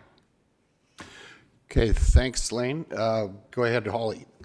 Could you just explain, I've read through everything, but it's been a while, the decision, because I know the money we gave was for, I'm not completely clear it all uncovered, but I know there was questions about the road and where the road's going to be from what I'm reading. So I just need a better understanding of what this all will look like in the end. Okay. Go ahead. Yeah. The road to the Marina facility goes across private property. The property is held by Lake Newell Land Corp. The owner wants to ensure that there is an opportunity that they will have to develop that parcel in the future. Right now, the only thing that's on that property is a boathouse, and then there's a trail that winds its way across the property to the Marina facility itself. As the future unfolds and they have an opportunity to develop that site, they don't know just exactly what it's going to look like, but they need to ensure that they will have the opportunity to possibly change the route across that property to the Marina facility itself. The access road right now has been maintained and will continue to be maintained by the Marina Association, but the landowner wants to make sure that they will be able to relocate or specify a new path through the property to the Marina facility.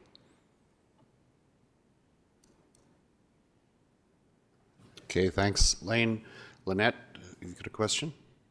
I guess I'm just looking for an explanation as to why the landowner is so insistent that the county be in on all the legal part of it. And I guess the other portion that I would like explained too is they mention it more than once in their questions or whatever you want to call it, about being able to move the road and being able to change things. So like, to me, that just makes everything so, I don't know, just not concrete. You sign agreements so that this is how it is, not this is how it is for right now until I want to change something.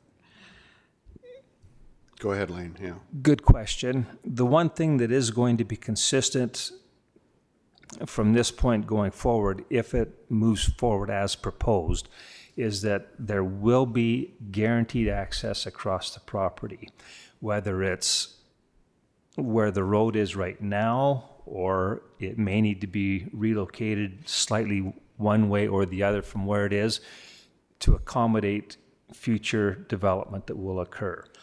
The property owner has said, yes, he's committed to making sure that there will be guaranteed access. Where that access is across the property will in large part be determined by how that property is developed in the future. Right now, it's a vacant piece of ground with the exception of the boathouse facility that's on there. Follow up? Yeah, it's just a follow up to that. Then if it's being developed, it's sold to someone else, will this be a legal caveat or whatever word you use for that, so that it has to go with the land? Go ahead, yeah. Yes, that's the case. It is going to be a legal instrument registered against title that will remain on title. And I think that's maybe part of the wish for the county to be part of this, so that everything is in order to accommodate the different timelines a little bit for development. Dan, you've got a question? From reading those documents, I think the wish for the county to be involved is to pay the bills. I remember when this came up the first time, the idea, my understanding was it was a great opportunity to fix that boat launch because the lake was really low. And we thought, my thoughts were that, that makes good sense. Let's do that now while it's a good opportunity, and let's pay for it because there is benefit to the county. But now that didn't happen, and we're still waiting, and it sure seems to me like we're just being asked to foot the bill for this thing. I mean, we're giving them $60,000 something to fix a boat launch, and now they want another 20 to do the legal fees for it. It's not a very partnery way to do things, to get one guy to pay all the bills. There's benefit for him as well, whether he wants to admit it or not. There's definitely benefit. So in a partnership, he should be paying his partner. He should be paying his side, I think, not just getting us to foot the bill. Okay, I'm going to, Greg and then Kelly, please. Yeah, those are good points. I just want to remind council that this is a vital piece of infrastructure to our county. The public interest for the county taxpayer, the ratepayers, is evident here. This lake really doesn't have sufficient emergency services access to the lake other than this boat launch. The boat launch at Kimbrook Island is not suitable for emergency services. This is a protected marina, a protected boat launch. I don't want to minimize the invasive species inspections and things that are done here. This remember, there's only really 2 access points to this pretty large lake. Growth in the hamlet is dependent on a successful boat launch. So it is in the county's best interest to have this a viable piece of infrastructure. Now, we shouldn't get too caught up with the road. Remember, this is private land. When a development plan comes into place, when that land is going to be developed, that road is going to need to be changed. So this is not saying the road has to go here.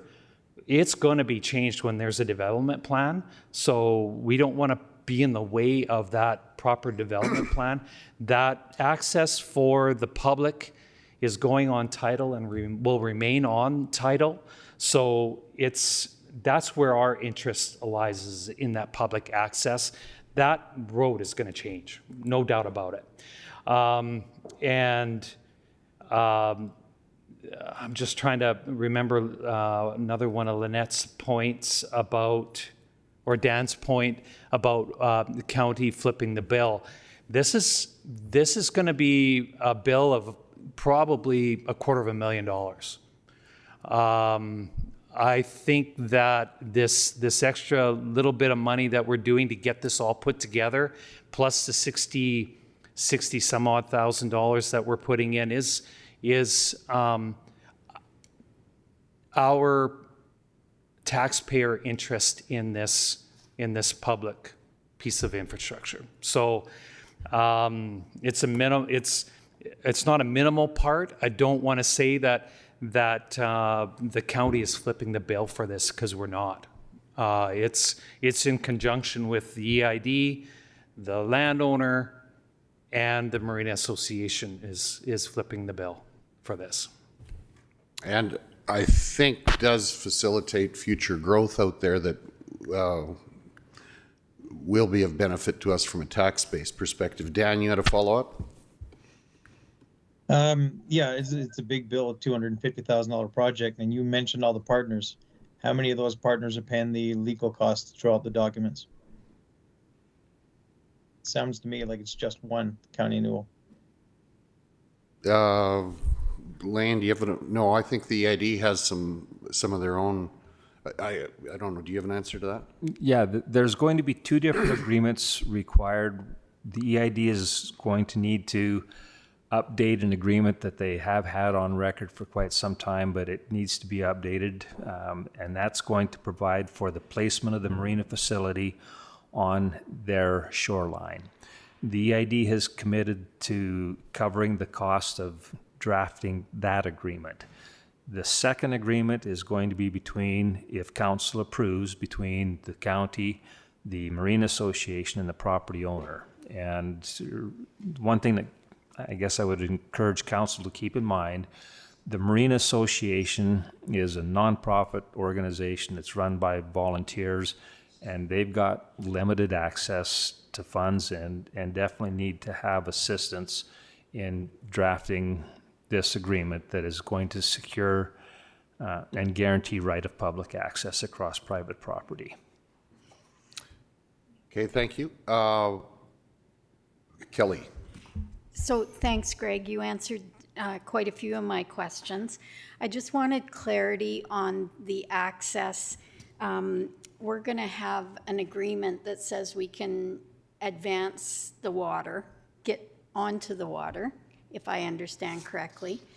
But the landowner is going to own the physical road going down to the water.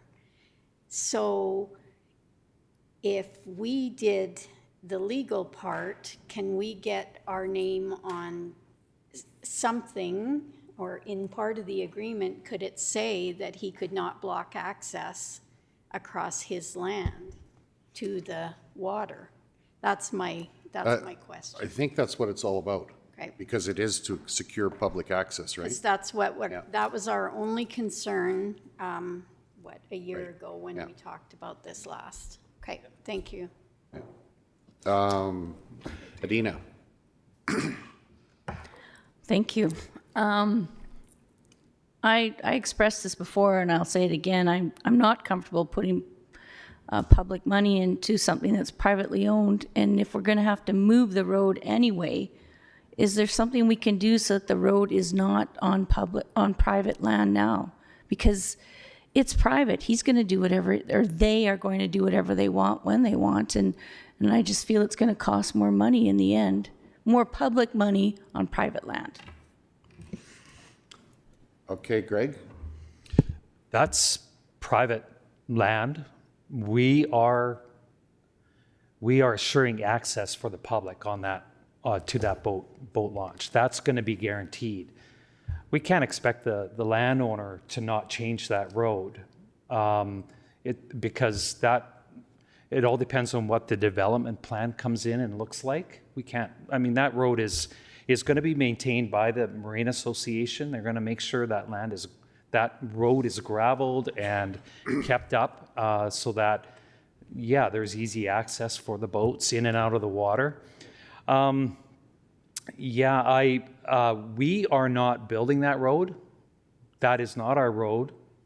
That won't be any taxpayer money going into that road when it's developed. We have an easement to say that public have access to that boat launch. So really, there's no public funds that will be going into maintaining a road or anything like that. Okay, thank you. Lynette? Do we have anything historical that we have done this type of thing for any other piece of property or something like that, known that it has worked well?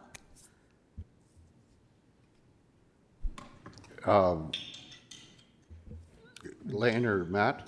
Yeah. Not that comes to mind. I mean, we could search the archives, but this, I think, is a unique case that you're considering. Okay, thanks. Neil?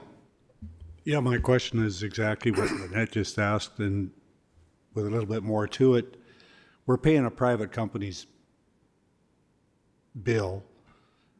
What are we going to do when the next little subdivision comes in and there's a dispute about the same kind of thing, because there always is? Is it set a precedent that we have to follow? Because I'd have a heck of a time approving this and then having, for instance, out of the top of my head, Westland Acres come in wanting $15,000 for something, saying no.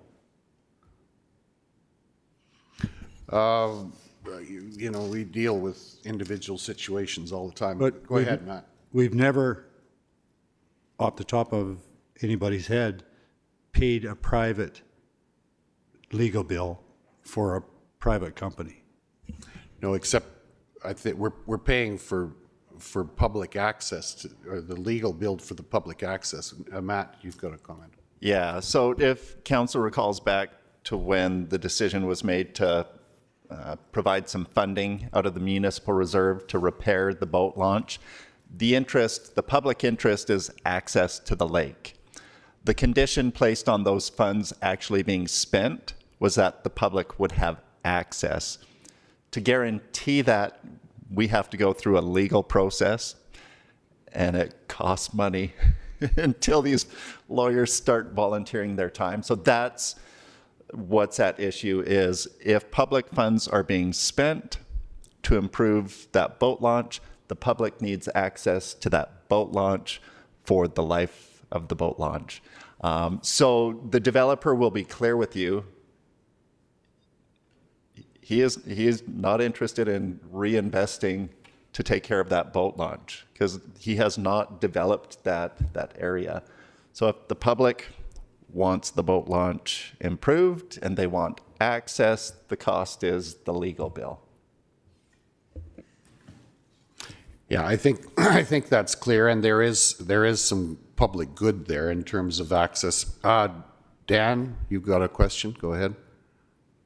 Yeah, so that I 100% agree with all of that. I mean, what you said is perfect, and I have no problem agreeing to pay the legal cost for an easement. That's 100% what we should be doing. My question is, what is the difference in paying the legal cost for an easement and becoming a partner to this whole thing, which is what the landowner wants us to become?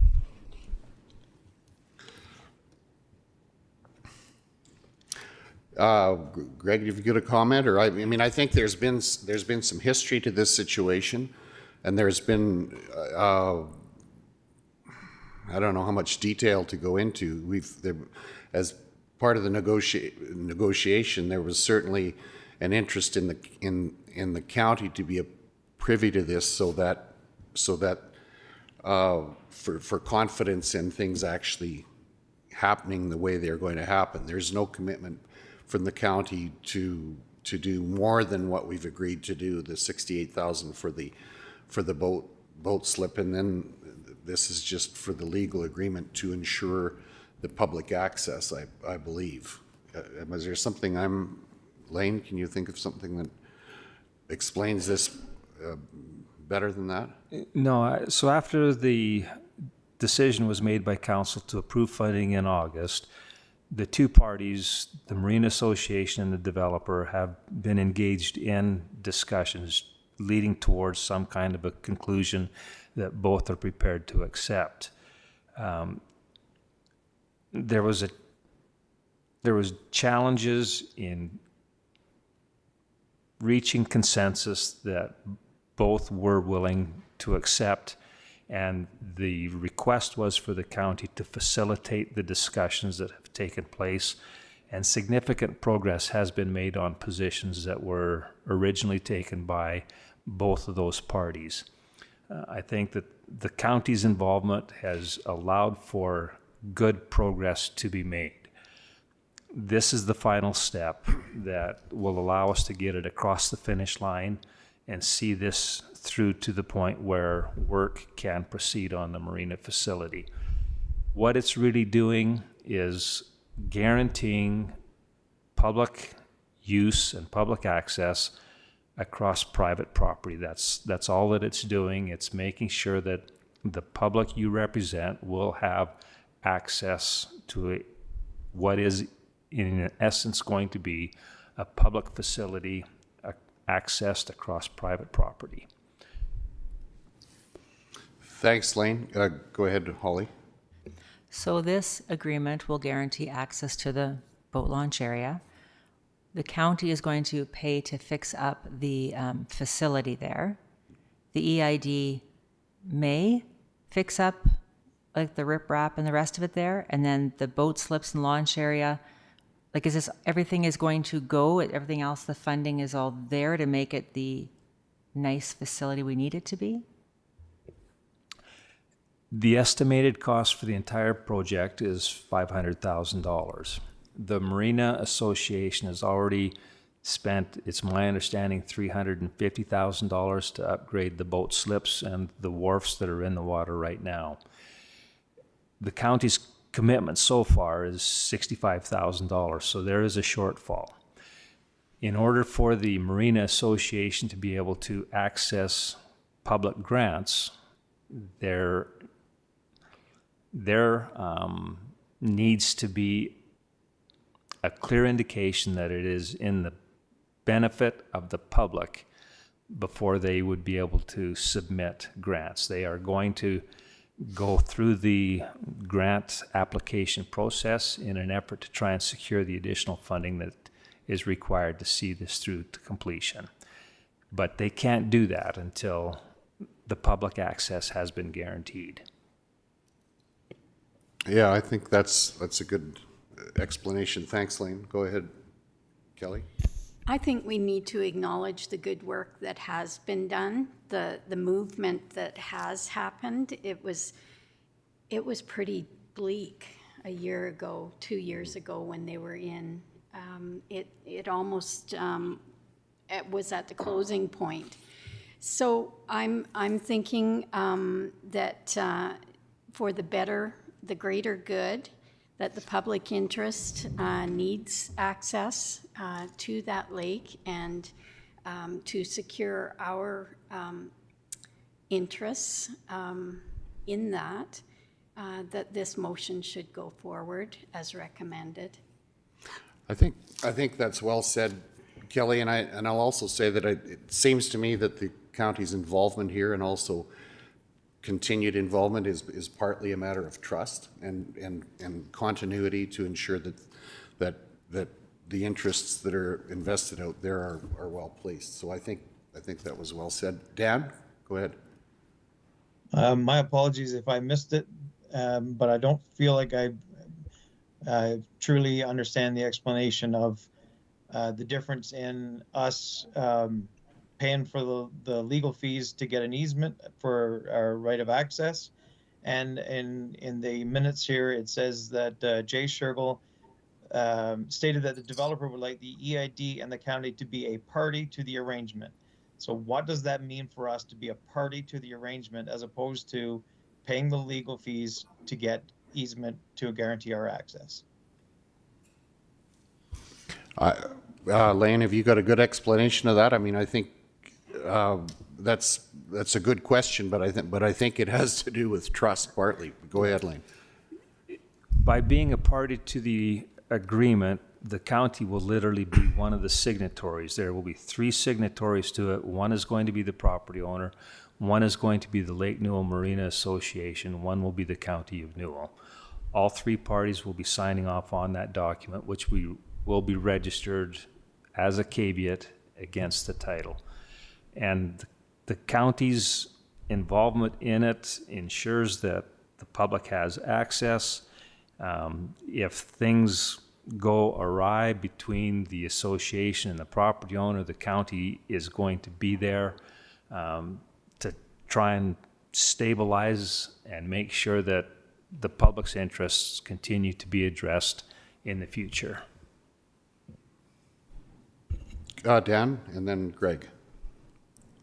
So then the agreement that we're party to is just for in reference to the easement access. Is that right? Correct. Yeah, that's correct. Yeah. Greg. And remember, this is, it is all about trust. These documents are being put forward by the county as being part of it on the trust aspect of it, and to make sure those documents are done properly. We have access to some of the best lawyers in the country, and we don't want to have these problems keep coming up all the time because of loose arrangements and loose agreements. I think it's important. These are done, especially with public access and a public boat launch.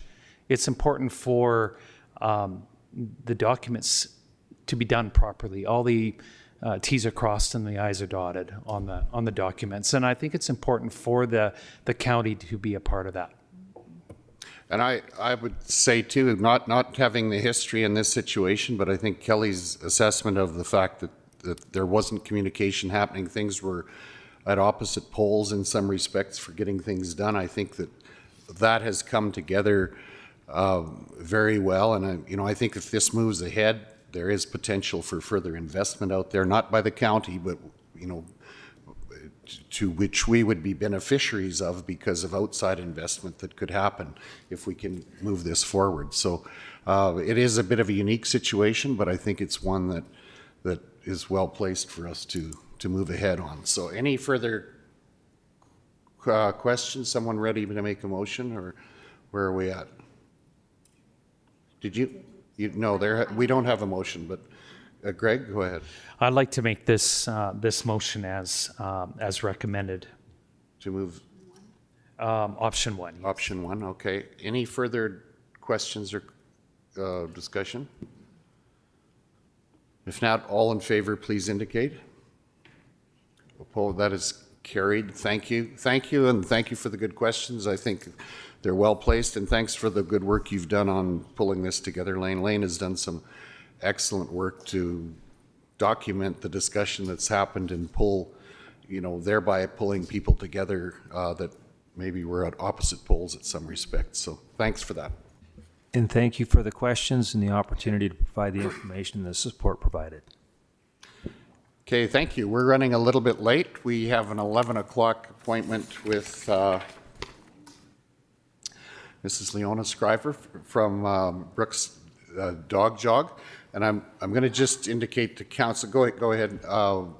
Greg and I have an appointment later on this afternoon in Edmonton that we need to leave for pretty quick, so we'll probably exit the meeting around 11:30 or so. But go ahead. Welcome, Leona. Do you know everybody around the table? I see your names. Yes. Yeah. Here we are. Go ahead.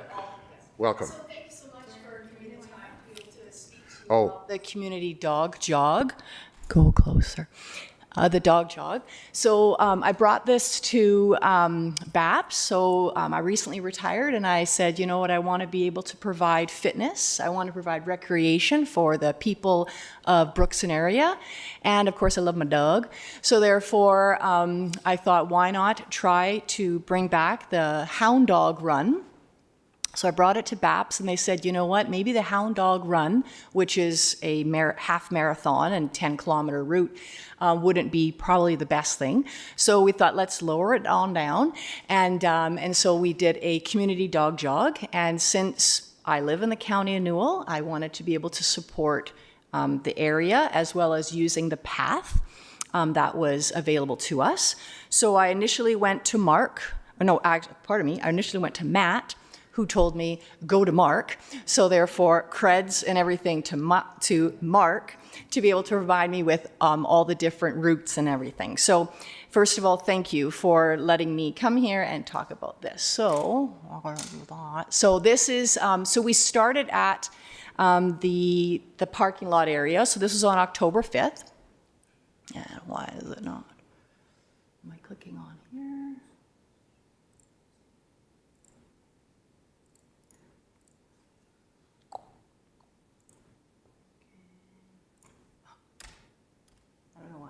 Progressing.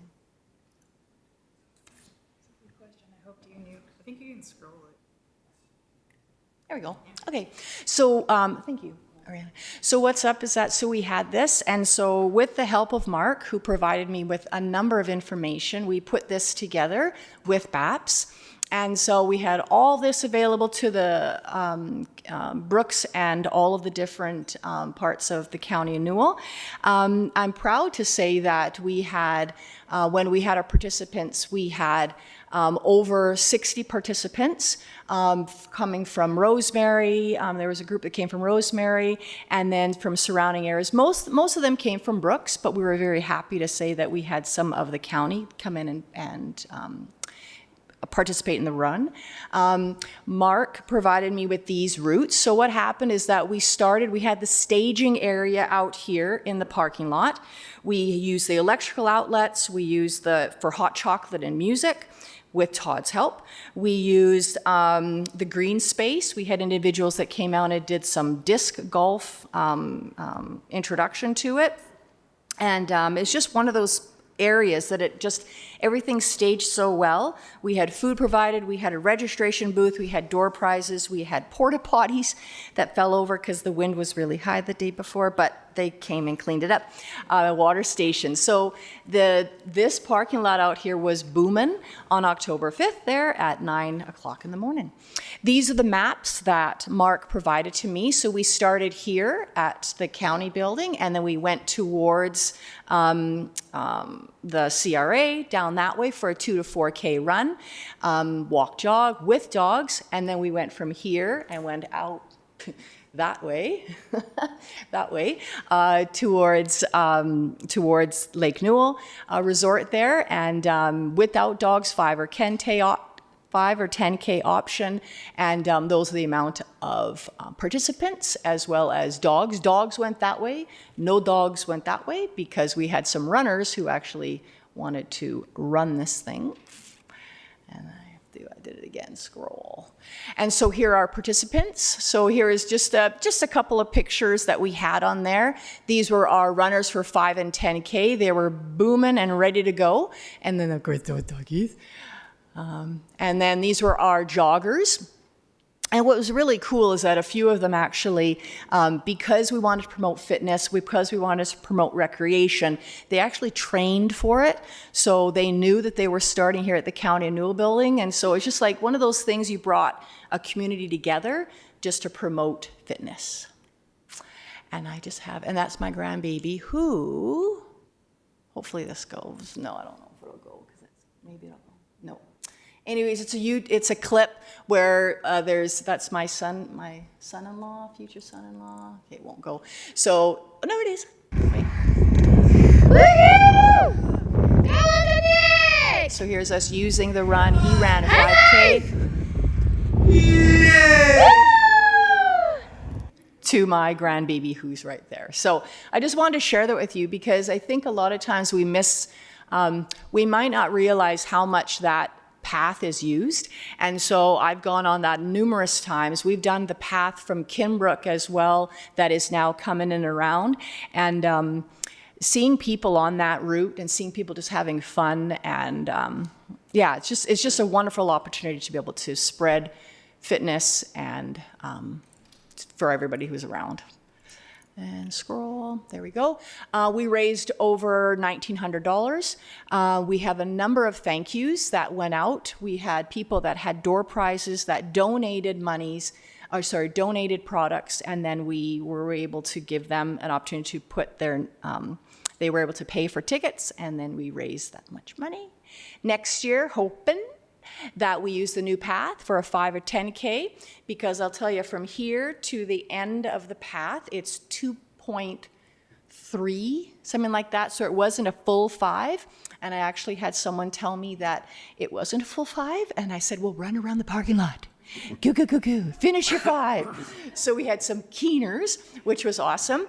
But now we can definitely go out 2.5, come back 2.5, or go out 5 and come back 5, and hopes that we can do a cycling option next year, which would be 20K for cyclists. So that is that. Thank you for the presentation. You're welcome. Any questions? Neil? Not a question, just way to go. Yeah. Thank you. It's good. Yeah. Good And to all the monies went to BAPS, everything. We had shirts and everything, and yeah, it was a really good day. It was cold and a little windy, but not rainy. Okay. Perfect day for a run. So. Well, thanks for coming in and informing us of that. We look forward to more positive results from the recreational opportunities. Excellent, excellent. Area. And I will mention one more thing. Because we use the path, the previous hound dog run was on the road, and that was so unsafe. People were running on the road. Yeah, and people don't move away when you're running or cycling for some. So this was, yeah, safety, awesome. Thank you very much. At this point in the meeting, oh, go ahead. Yeah, thanks for coming in. Very much appreciate it. I'm going to hand off to Kelly. Greg and I have to leave. We're not leaving mad. We're just leaving. We've got a schedule later on today in Edmonton, and if we leave at the right time, we have less chance of you having to call your colleagues and telling them to watch out for us. Thank you very much. Okay. Come on forward, gentlemen. We're ready for you. Welcome. Safe travels, Reeve Dirksen.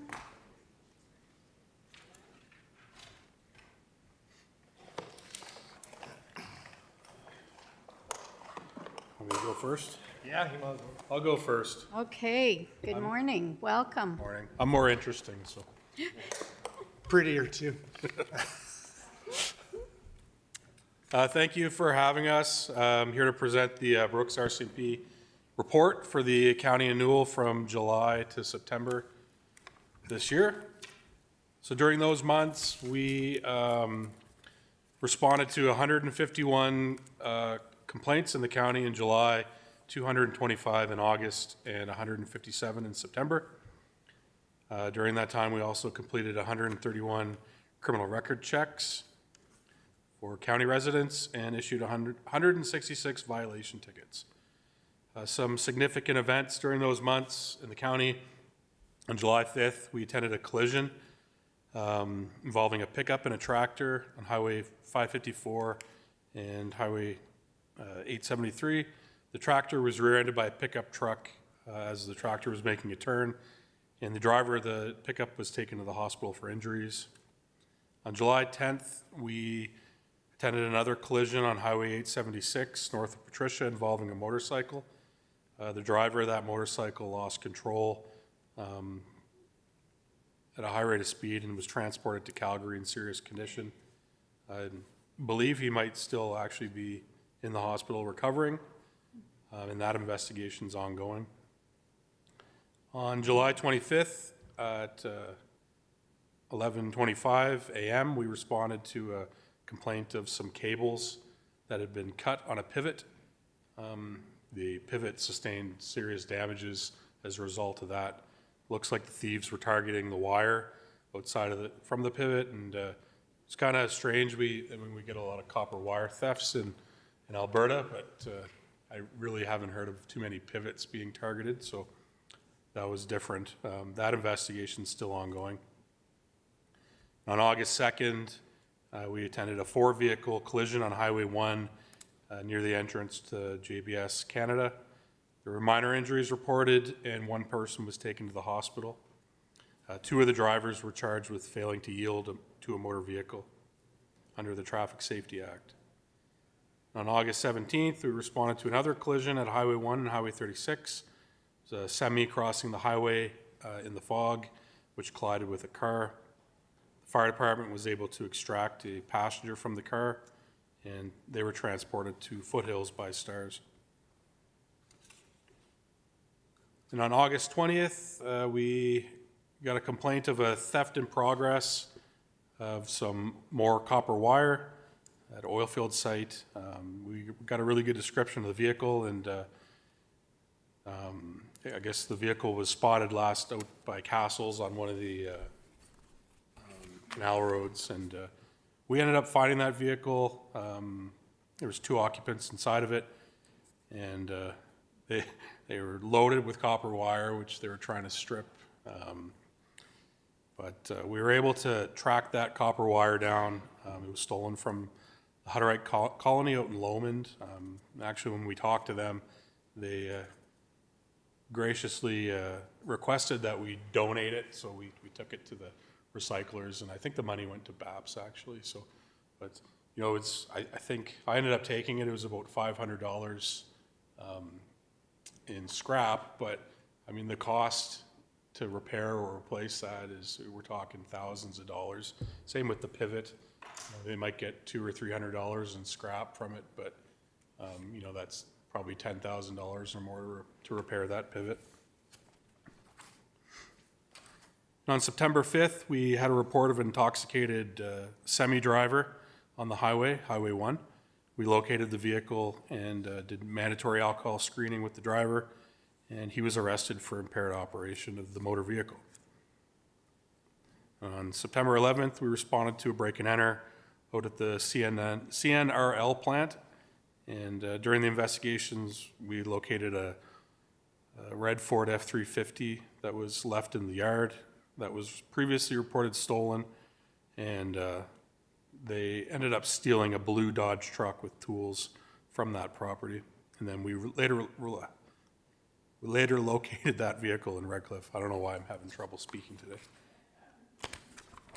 Overall, through those months, July and August and September, we've seen a pretty significant drop in crime.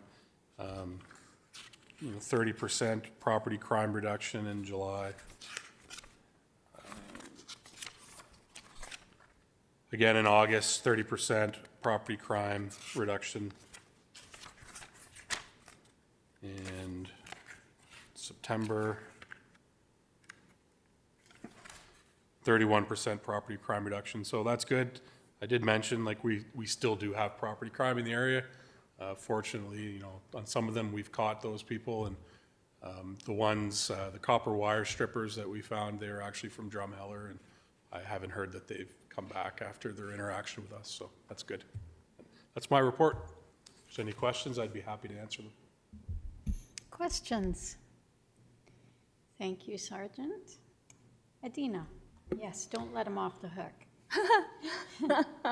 Well, I just, you were saying $200 worth of scrap off a pivot. We've got 3 pivots and it's always a concern. I'm just wondering who's buying this, and they are aware that I mean, the people that are buying it must be aware that the regulars are getting it by illegal means, are they not? That I'm not entirely sure, because it is quite common. Sergeant Searle, just light up your mic, please. Oh, it is lit up. That I'm not too sure about. It's common to scrap material. It's been common to do it by legitimate means for legitimate reasons. So I know that there, a few years ago we had really good laws implemented in Alberta to keep records at the scrap yards of who's scrapping. I can tell you, those laws have changed a little bit over the years, but our relationship that we have with like Brooks Industrial Metals is very good. If something doesn't seem right, they're usually calling us, and we work really well with them. So yeah, it's unfortunate, and maybe tighter laws would help, but at the end of the day, we have to recycle. So yeah. So yeah, go ahead, Holly.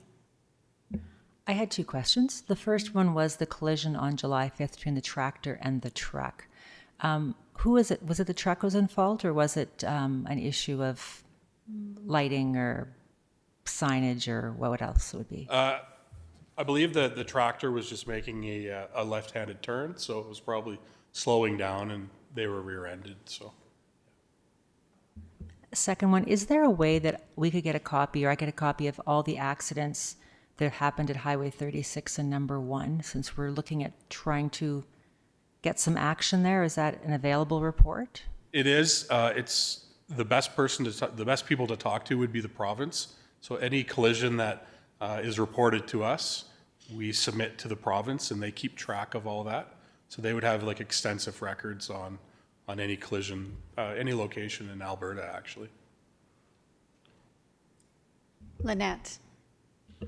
So mine will be a combination of what the Bazzano report had in it. You had mentioned that you did extra patrols the weekend that there was Dam Fest was at Bazzano.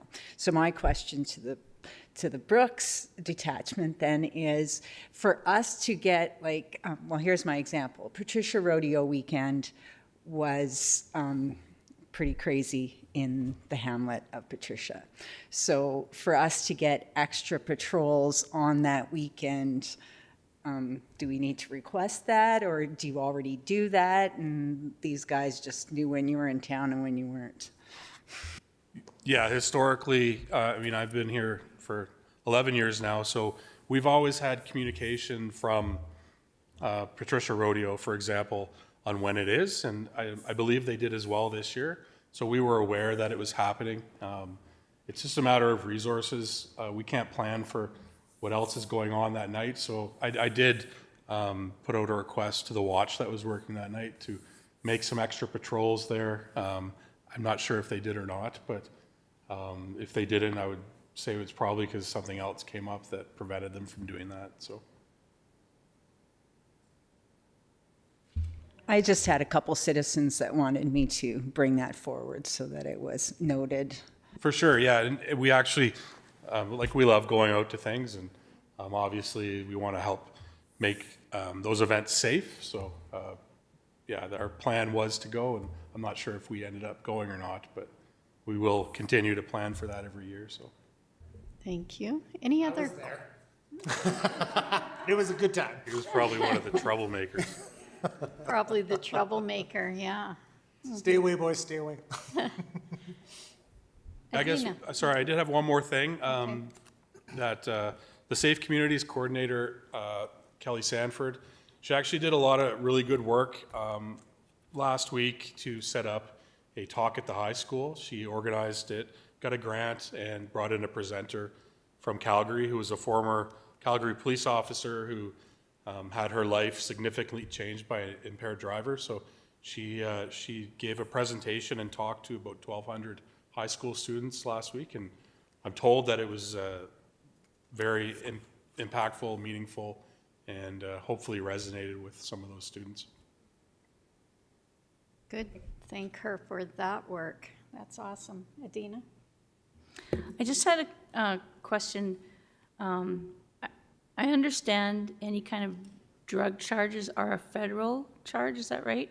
So, for example, speaking of Kelly, I follow the Safe Communities on, and I read something last week about a guy who was caught going through vehicles and he had credit cards in his pocket, and he went to court and was released with more conditions, and obviously the conditions he had weren't doing anything, so more conditions, I'm sure, worked so much better.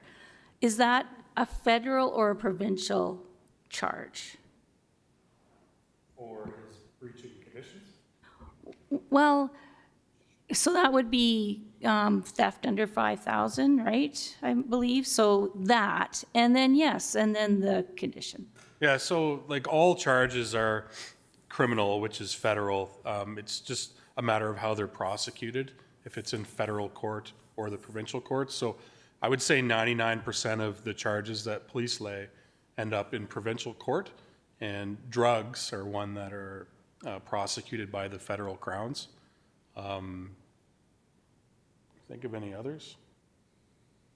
Higher degree things. Like a homicide, homicides. that sort of stuff, egregious sexual assaults, like those higher level ones, generally, yeah, like 99% conditions, that sort of stuff's all coming through provincial. And even drugs, like if we have some property crime and then he has some drug charges as well, sometimes that will all be handled by the provincial crown. They communicate and decide who's going to actually prosecute it. Adina? So if I wanted to work towards getting rid of this catch and release, would I be going to the federal government or the provincial? Like, where do I start? I think I would start locally with our provincial government, and like certainly it's, in my opinion, it's something that needs to be worked on by all levels of government. Thanks, Adina. Thank you. Are there any other questions of Sergeant Searle? Yeah, Holly. How often are you catching impaired semi-drivers? Because that's a really scary thought of impaired semi-drivers. It's actually terrifying. I totally agree. Not often, thank goodness. Yeah, and I would hope there would be, with that, there should be a review, hopefully, of, their Class 1 driver's license.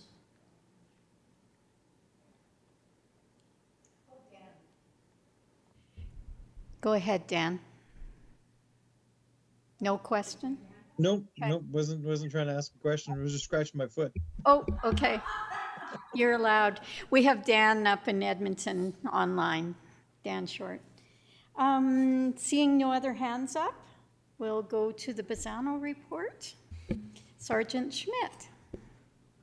There we go. Thank you for having me. I can jump on a little bit of the commercial end of it because I used to be in trucking for a lot of years, still family and stuff. When a commercial driver does get unimpaired like that, the company gets notified and it goes against there's a lot more legislative things as far as their reviews for national safety codes, driver stabilities. So the company would get dinged harder for their insurances and carrier permits and that sort of stuff. So there is a little bit of implications, but yeah, absolutely terrifying for that to happen for sure. So.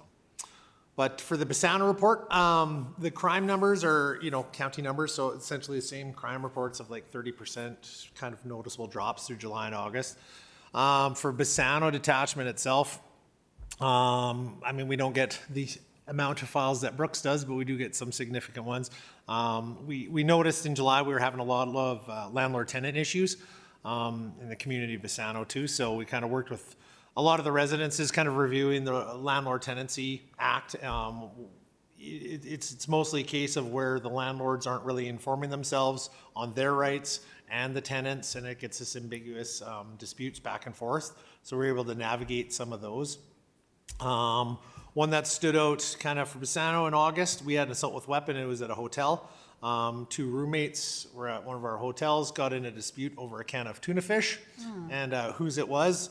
And resulted in a physical altercation where one was hit in the arm with a hammer and then cut with a knife, and then caused some damage to the hotel door. So they were brought into custody, has served their time and has since been released. We did notice a little bit of uptick as far as rural crime. We had a residence that was getting renovated, and that residence, the contractor had all his tools locked up in a couple sea cans, and the residence, about $30,000 worth of tools and wire and supplies and equipment were taken. Nothing was left on scene for forensics, but it was right in time, and we've come to find out I did find a pivot theft just in between Gem and Bassano as well. Same thing with the wire, and the time frame is very similar to the one that happened at the Colony, but it'd been 2-3 weeks before it was reported to us and nothing was noticed. But the same thing is speaking to that copper and stuff, it's, when they bring them to these scrap dealers, it's proving that it's stolen. Because there's so many demolitions cleaned up, there's nothing identifiable about that wire that would place it specific with, that pivot. So it's very hard to prove for them, but they're usually really good with us. We had $30,000. Unfortunately, so far, the investigation's ongoing, but it hasn't led to any suspects. There hasn't been anything physical on scene. Camera checks, nothing like that local were done. But over that time frame, we did have 282 events between July and into the end of September. We did 66 criminal record checks, lots of patrols, and a few of the community events and stuff like that. We're trying to get our guys out to working with Brooks and helping us out with that still. So that's about it. And then working into the schools plans and presentations with them, that's upcoming as well. With councils, there hasn't been really no big issues identified in the county just from stopping in and talking with all the villages and that. And so far, so good. Good. Any questions? Yeah, I have actually a comment. I just want to express appreciation for the media releases that have been coming out. Don't know where those are coming from but how they got started. I have an inkling, but thank you.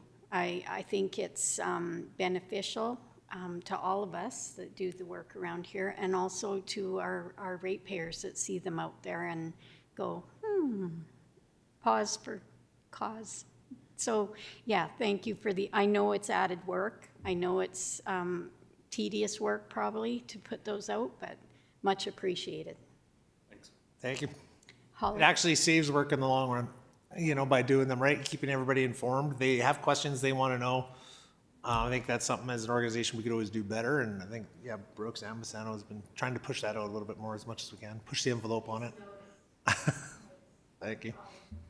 I was just wondering about your 3 animal/cows on the highway-related calls. Were they 3 separate incidents? I just know when we've stopped moving cattle on the highway at all because people think they're trained animals, and they don't slow down at all. So and they're big animals, right? If somebody hits them, there's definite damage. So I'm just wondering what that is kind of related to. These ones, 2 of them are related. It was a 3,000-pound bull that was out on the freeway, and he was feeling frisky, I think. He worked at the gate, and there was a whole field of heifers on the other side of the freeway, and that's where he was headed. So we were able to kind of horse him on down. There was like 5 of us, me and a couple other ranchers or whatever, with some tactical driving. And luckily, because I mean, yeah, you hit that, it's like hitting a brick wall. Luckily, some of the local ranchers, we kind of met up and checked all the fences along the highway, and so far, so good.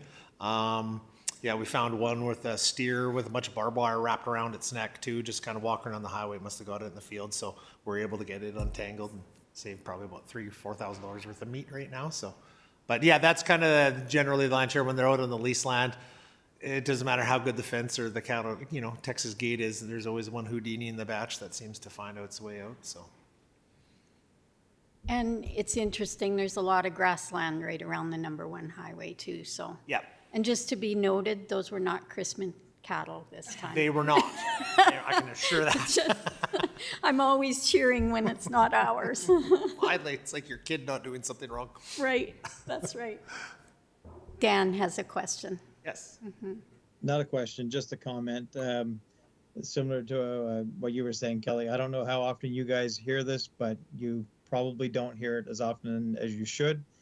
Thank you very much for everything you do for us. You're incredibly important to our society, and I really appreciate it, all your work. Well said, Dan. Thank you very much. Please take that back to your members. Absolutely will.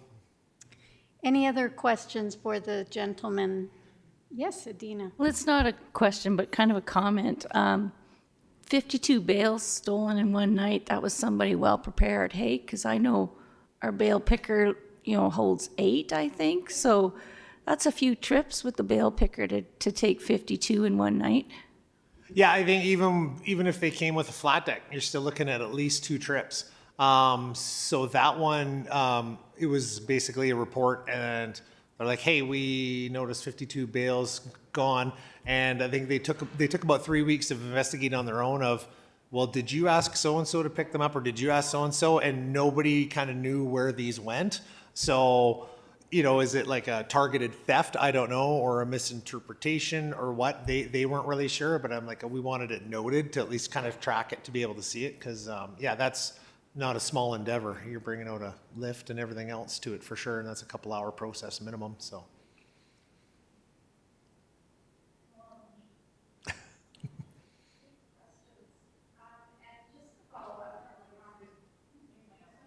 Thank you. Just to follow up on a conversation that we had at one of our last meetings, Joint Services has agreed to drop the review or the application for RCMP funding with the province, just to update you, okay? Oh, much appreciated. So that's to bed. All Thank right? you very much. Just to update you in the lines of clear communication, okay? Awesome. Any other questions? It's in my report today. You'll hear more about it. Questions? Okay. All right. Okay. Awesome. Thank you very much for your time. Thank you so much.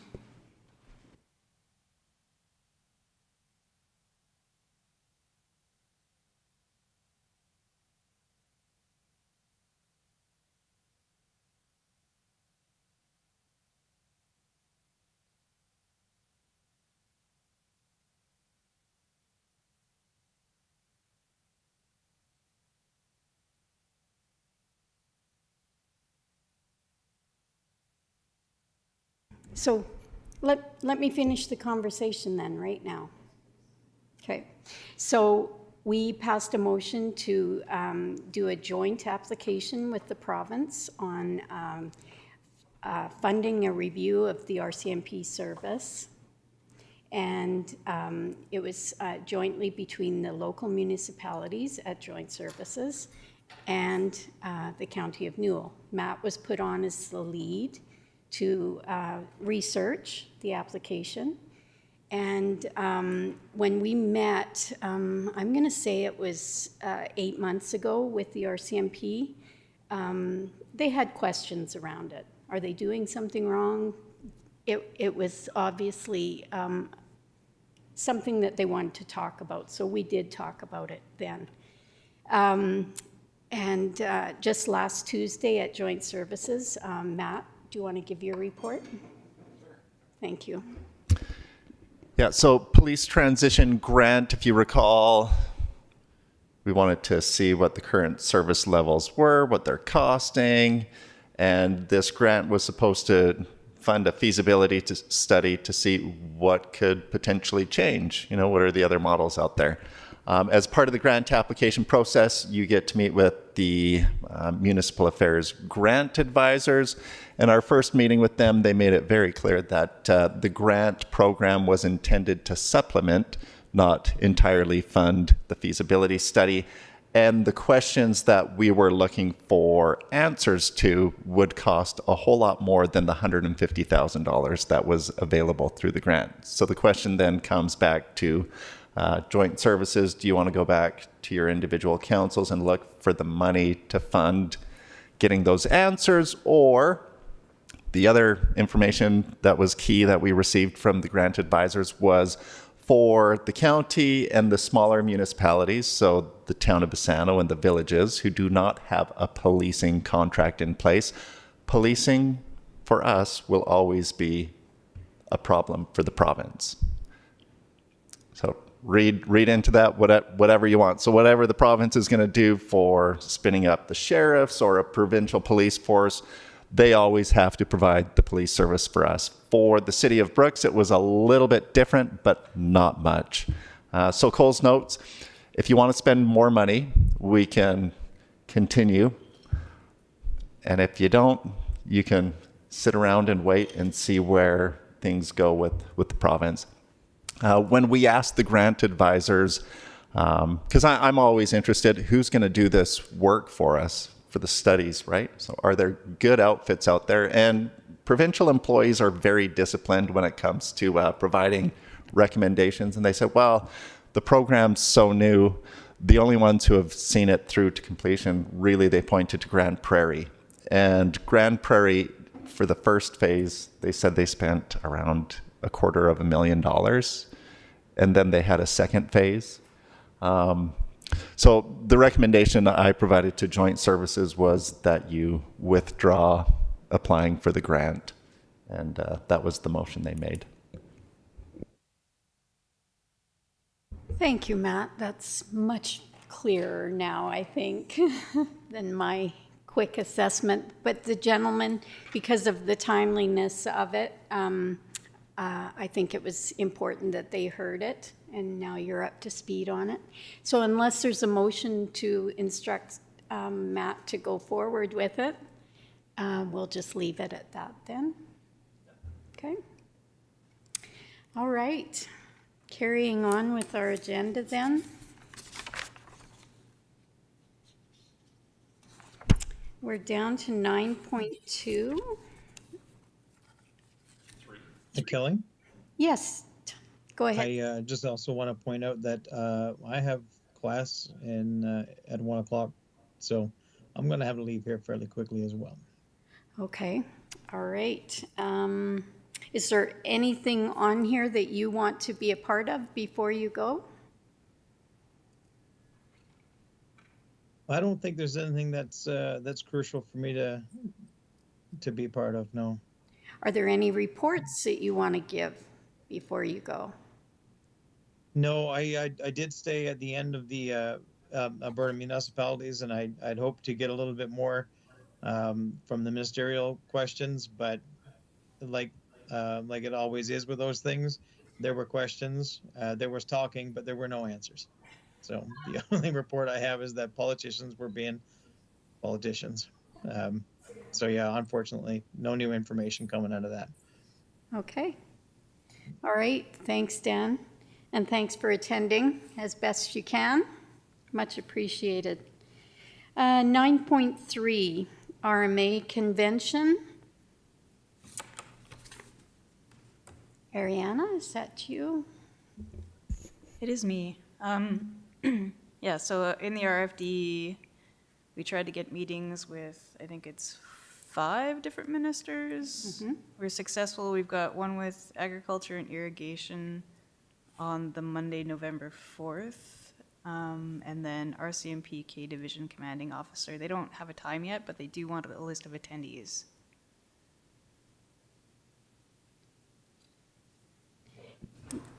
Matt.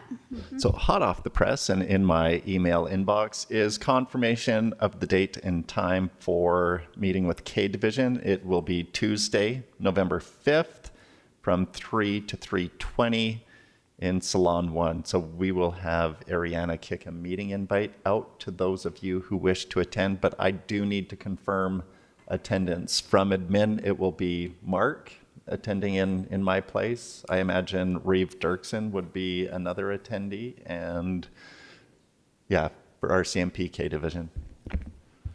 Then we're looking for whoever else is interested in being there.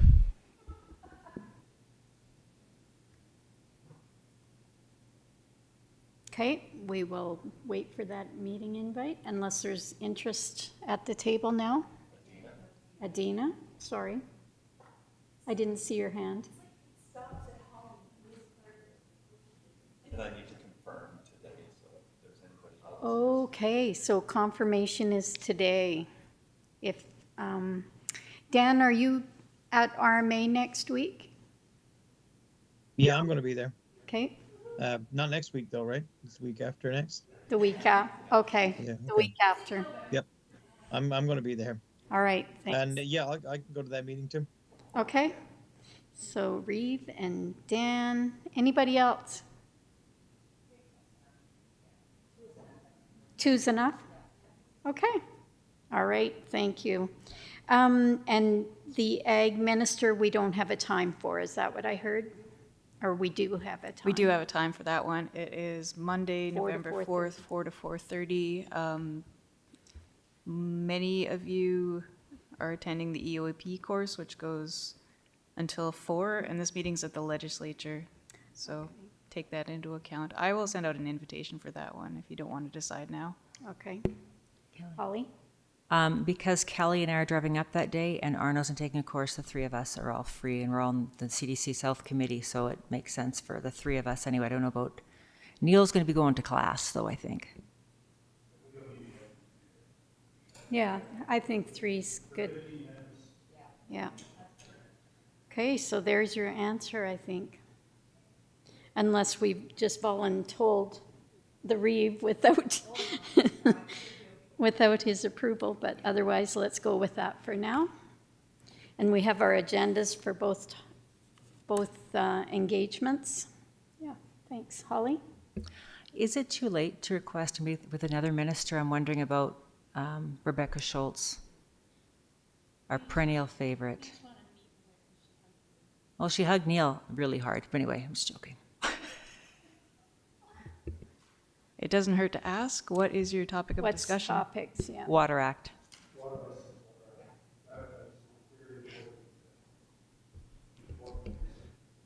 Use your mic, Neil, if you want Dan to hear you. Rebecca, with the Water Act and opening it up is critical to this area, so just to drum that in would be probably a really good idea. More important than any other meeting we have. Okay, okay.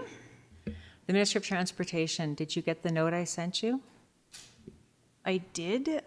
They sent out an email asking us, like previously, they were looking for people who wanted to meet with the minister, so I responded to that. I could reach out to the other guy. I'm just hesitant to go outside of their process, but if you want. He said call. All right, I'll call.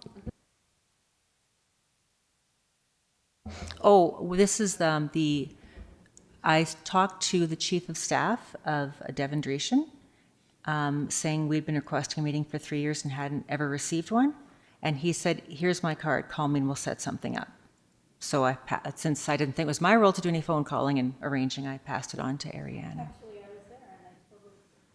Actually, I was there and I totally forgot that conversation. Yes, thank you. All right. Good to go. Move on. 9.5. To lunch? Oh, sure, if you like. We can do that. Dan? Have a You good guys enjoy your lunch. I'm going to enjoy driving to school. have a good afternoon. Bye, guys.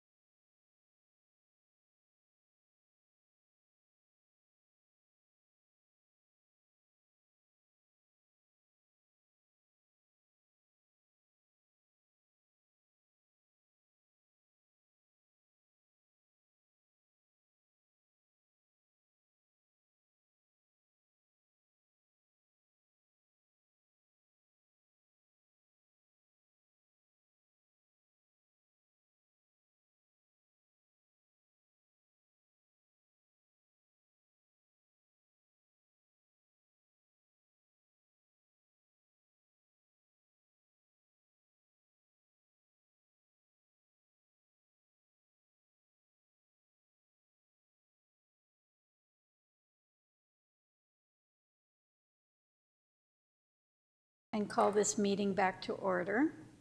We'll go down the agenda to 9.4, RMA resolutions.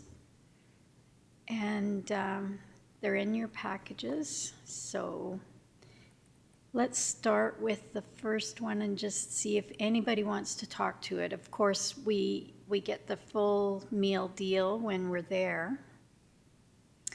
Attraction and retention for rural health. Okay, no conversation there. Increased funding support for FCSS. How do the FCSS people feel about that? Just get your comments on it. My comment would be that since we have opened up funding to more agencies in our area, we've certainly seen an increase in requests. We had not double requests what we had, but not that far off. So there certainly is needs, and I think we'd welcome more funding. I don't think you're ever going to have enough funding to meet all the needs, but I don't think we're in quite the crisis state as some other areas are, but more funding is appreciated as always. Mm-hmm. My only comment would be on all these. Everyone is asking for more money or more help. Should have a second session saying, where are you in favor of the government cutting funding? Because I think the government needs direction on that too, since, I mean, money is limited. How do we make it work? Right. Yeah, help us out a little bit, hey? Collection of unpaid municipal property taxes by way of royalties. And that must have been discussed at Foothills Little Bow, I would think, because that's MD of Tabor.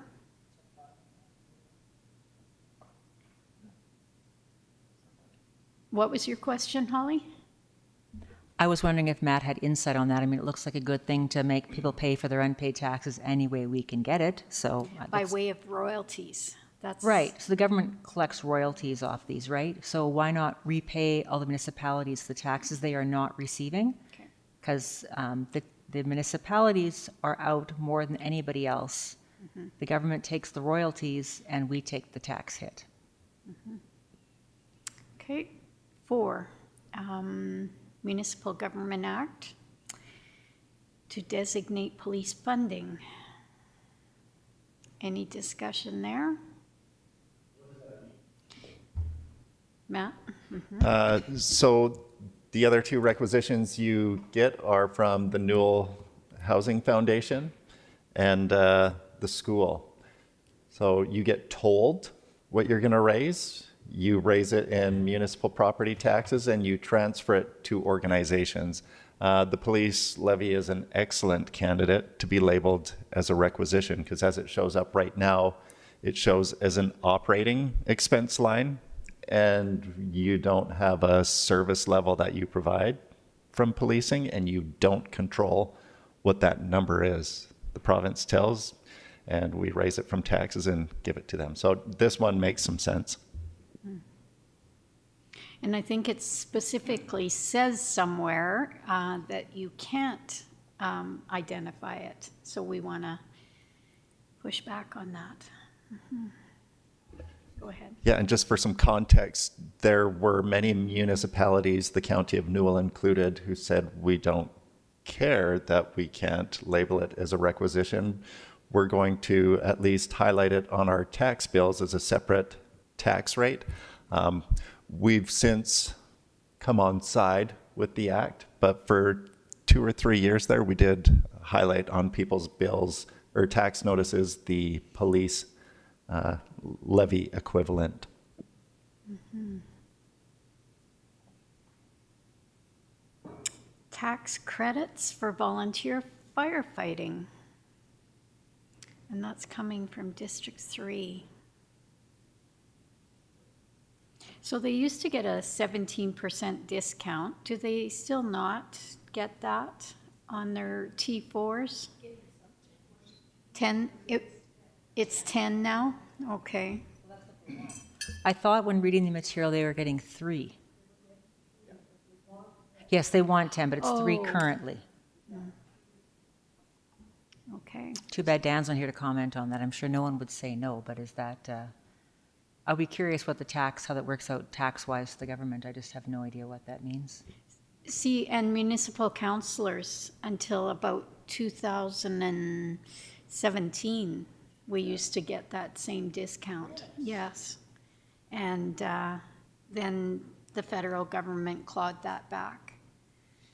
And now we get taxed the full meal deal. Hosting of the Alberta room at FCM.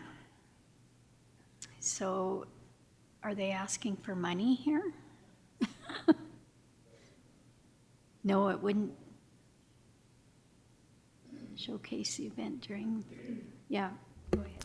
I have to say at FCM, when in Calgary, in Alberta, I did find it to be kind of anti-Alberta. So, you know, the whole FCM. Yeah. Well, I mean, yeah. I'll just leave that there. Yeah, Lynette? Was there an Alberta room at the FCM that you went to, and did you go to it? No? There was no Alberta room that I know of, but the FCM was, I was kind of challenged with FCM because I'm not very good with stuff on my phone.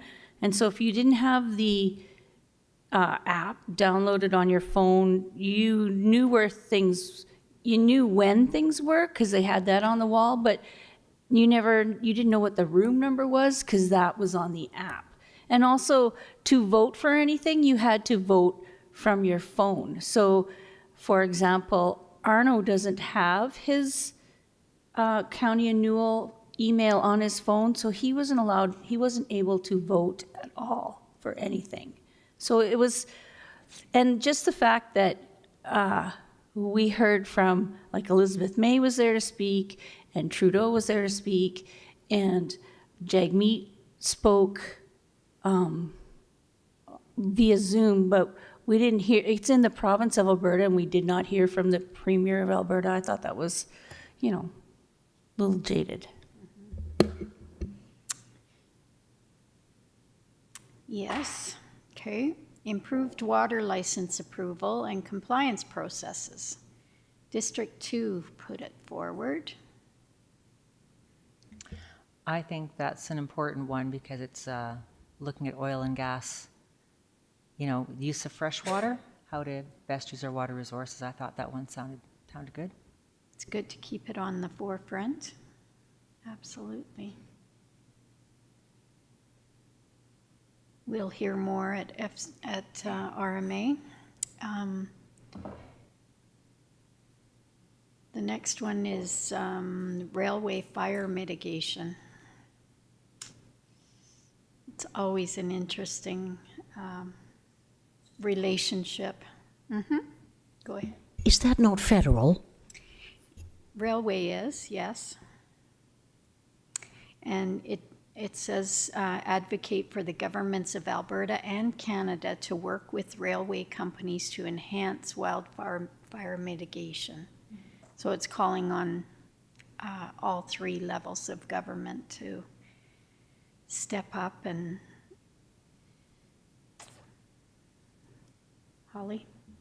If you notice, MD of Lesser Slave Lake put that one forward, as well as enhanced brush along power lines to mitigate wildfires. So I think both are related to, you know, they went through some pretty tough wildfire seasons. They're looking to improve their situations.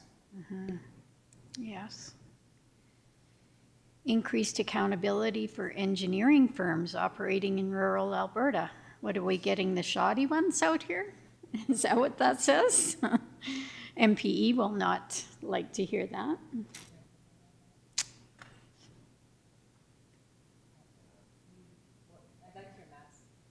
I would like Matt's opinion on that one. Through the chair. We've been pretty lucky with the engineers we've dealt with. Like, I think this is likely a specific issue from a specific municipality with a specific project. do you really want your RMA crew working on a new model for evaluating, qualifying, and comparing engineered firms when there's a list of other advocacy work they could be working on? Engineers regulate themselves, so there's maybe a gap there, but I don't know putting RMA on that task. Yeah. This looks like a legal matter to get sorted out between a. Imagine if this said lawyers as well. I mean, where could it end if you get into this one? But we'll hear more on it and we'll be able to vote. Full-time home care support in lodges. So this is advocate to the government of Alberta to incentivize transportation and healthcare services to enable provision of unscheduled home care for rural seniors, including those in supportive living accommodations. So this is interesting because I thought this was already happening. Mm-hmm. Go ahead. So at Newbrook Lodge, after 8 o'clock, there is nobody there from home care. Mm-hmm. So if somebody needs something, automatically the ambulance has to be called. And actually, in all honesty, during the day, although home care does have an office at the lodge, there isn't always somebody there. They are usually at the hospital and then come over as needed. So, and also on weekends, I know at some of the other care facilities that long supported living that I've been going at, they have a very diminished staff over the weekend also. And they also suffer from the long weekend flu type things. You know, when it's a long weekend, all of a sudden everybody can't come into work. And that's chronic. Like, I don't know what you do about that because it's a chronic issue. Mm-hmm. Yeah, so we'll hear more background on that for sure. It definitely would probably save hauling the ambulance out as much. Mm-hmm. We're down to 11.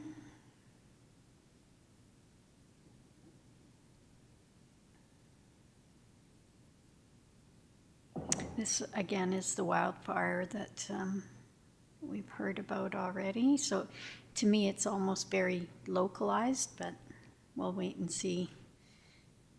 These resolutions are supposed to be province-wide issues. Accountability in the establishment of an independent agency police service in Alberta.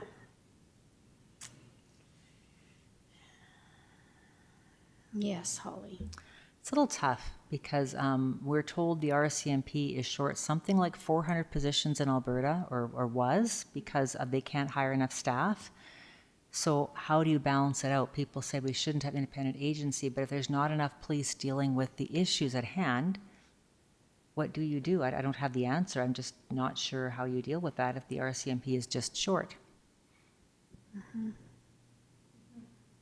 Yeah, it's a good point. And everybody's short in every line of work, but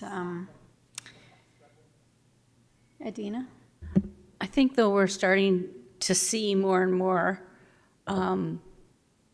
because the RCMP is federal, and we're starting to see where that can kind of cause some trouble. For example, the garage that's been built right here, crooked or whatever, it looks crooked to me, I don't know if it is. And also the late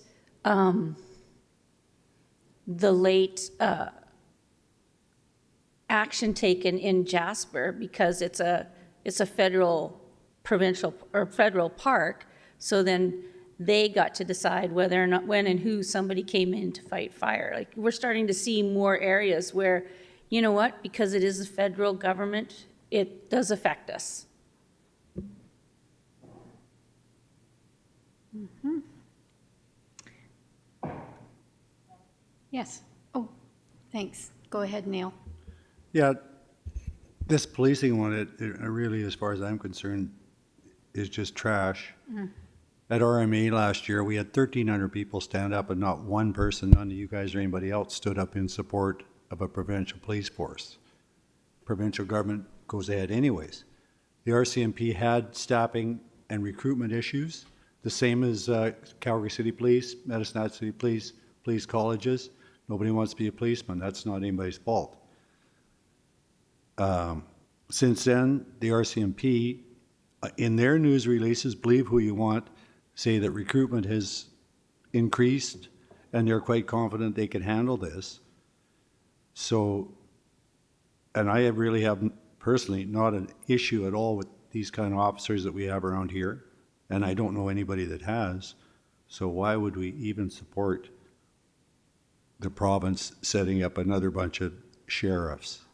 Like, that's not going to come cheap. And they're not real cops. They're Danielle's brown shirts. Okay. So just keep your eyes and ears open, because I have been on Zoom meetings where there have been experts on their retired RCMP investigative type people who say that this needs to evolve, that the RCMP are not keeping up with their archaic, or they are an archaic organization. So just, I'm not on either side at this point. I need to get more information, and I think we all do, just to be open to it. Edina. Well, I just wanted to say an example of where somebody might want to consider, down in the Crow's Nest Pass area, they've shut down all but one RCMP detachment. So they're serving, one detachment is serving a really large area, like all the way out to just about to Fernie, and just about all the way to Fort McLeod. Like it's a pretty big, one detachment, pretty big area. So that might be somebody who's like, we're just not getting serviced the way we should. We should look at somebody, hiring our own. That's just an example. Like, we almost lost Bazzano too, right? It's that's just something to look at. Yeah. And it's bound to happen eventually, believe it or not. Regionalization is a thing. There are cost savings, so we have to be open to that, I think. At least learning more about it. Broadband funding application process. Yeah, broadband. Again, yeah, is that a regional one to them? I didn't read through that one. District 3, it's up north. Yeah, I'm just wondering again, it's how do we decide? Because RMA, when they're getting, this is 21 resolutions now. They probably had, 20. They're getting like 40 resolutions a year. They can't do a good job on everything. So we have to help. If it's, if it's not provincial, then should it really be on here is the question we should be asking ourselves. It might sound good. Everything sounds good when they're talking about it there. Yeah. So, Have to put that filter on. Lynette. Well, and all the talking about broadband and trying to get Wi-Fi everywhere. Well, we don't even have cell coverage everywhere. So, I think there's some things that are not being looked at clearly. Okay. 14, post-traumatic stress disorder coverage or community peace officers under the workers. This is very specific. Whew. Somebody's got issues again in the north. Yeah.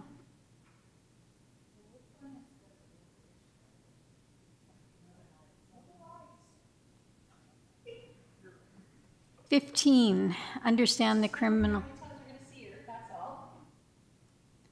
Understand the criminal justice system. Yeah, now there's a good one. Who understands it? Right? yeah, I'm thinking, am I missing something? I'm going, why wouldn't we do that? Is there some different opinion? Because I think that's an important one.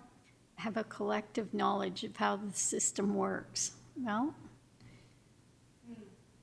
interesting. Where's that one? That one. Oh my goodness. Okay. They have an active group up there, don't they? All right, wildfire damage compensation. So again, this is very localized. Yeah, and the one in coyotes, I mean, get some people to shoot them. I mean, I don't know why that isn't an option. That's what we do here. We have cattle, we have coyotes, we shoot, we have someone come trap, whatever we have to do. But I'm missing why they can't do it themselves. Coyotes they're a problem, but I would need to know why they can't deal with it on their own. That's my piece that I would have to hear first. Mm-hmm. Right, they want compensation, but if they, why can't they kill enough coyotes to make a difference? Is that many? Like grizzlies, I can see that. That's a whole nother matter, grizzlies. But coyotes are, I think, more. They want to include coyotes with the compensatable species. So, yeah, interesting. Maybe I wonder how far back we can apply. We've been doing it for years. Mm-hmm. So improved grizzly bear management. And of course, this is also localized. District 1, that's us. So this was approved at Foothills Little Bow, obviously. Okay. Renewable electricity and grid stability. Okay.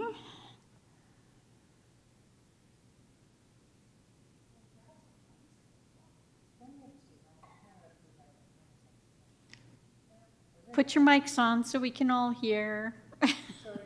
We're discussing how many some counties put forward. That was wondering if everyone is weighted to the north, but that's people's right. Yeah, I guess there's no limit on it.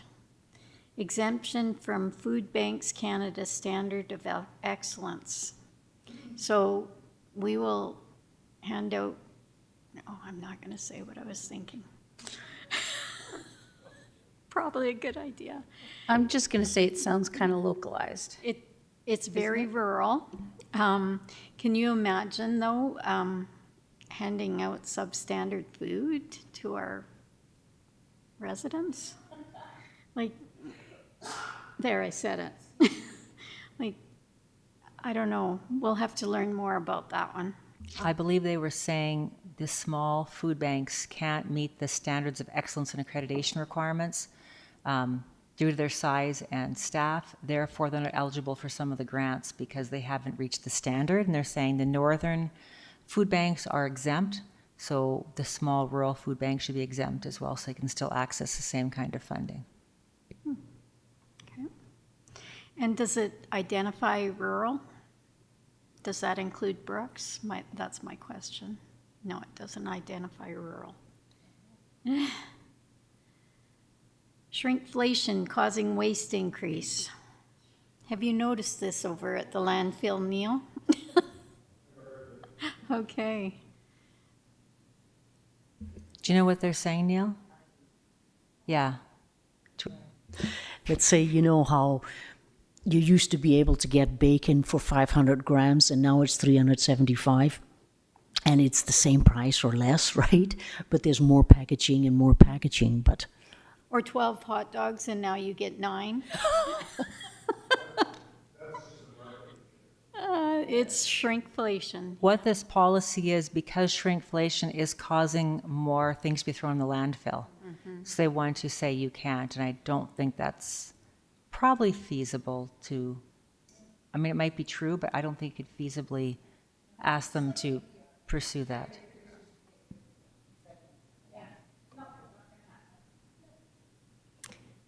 Municipal and federal election dates. Advocate, they want to do it together. No, right now the federal election and our municipal election are scheduled on the same day of October 20th, November 20th, 2025, and they're saying it'll be so difficult to find enough staff and facilities. Can we move the municipal election date? That's what that one is about. Okay. I thought they were advocating to have them both, because to me that would make sense, but different skill sets needed. Different regulations, so it'd be hard to have the same returning officer and yeah. True. All right, that's page 49 of the resolutions.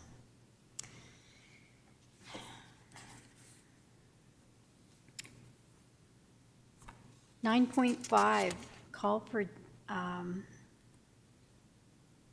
agenda items. So there's been talk at the last joint services meeting as a suggestion that we bring this joint Christmas dinner or meal back to what it began as, and that was an intermunicipal conversation. We all have our conversations with our MLA, Premier, and what we saw at the last meeting was that we focused our conversation to the Premier. So it's been agreed that we would choose possibly 3 topics that intermunicipally, and I'll just use recreation as an example. Let's talk recreation. And our guests are the MP and the Premier, but they're just gaining knowledge. They're just, the actual conversation is with the intermunicipal. How do you feel about that? I mean, that's how this supper began. Holly? I thought last year's supper was almost painful. Right. So I'd very much be in favor of a different format because it was not festive at all. It was very lengthy, tiring. It was not, I don't think, what was intended. And there was nothing new that we haven't talked to the Premier about. We're as guilty as other municipalities of regurgitating, I would suggest. But,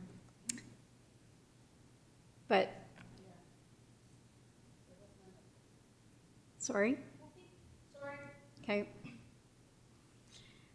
So any suggestions on topics?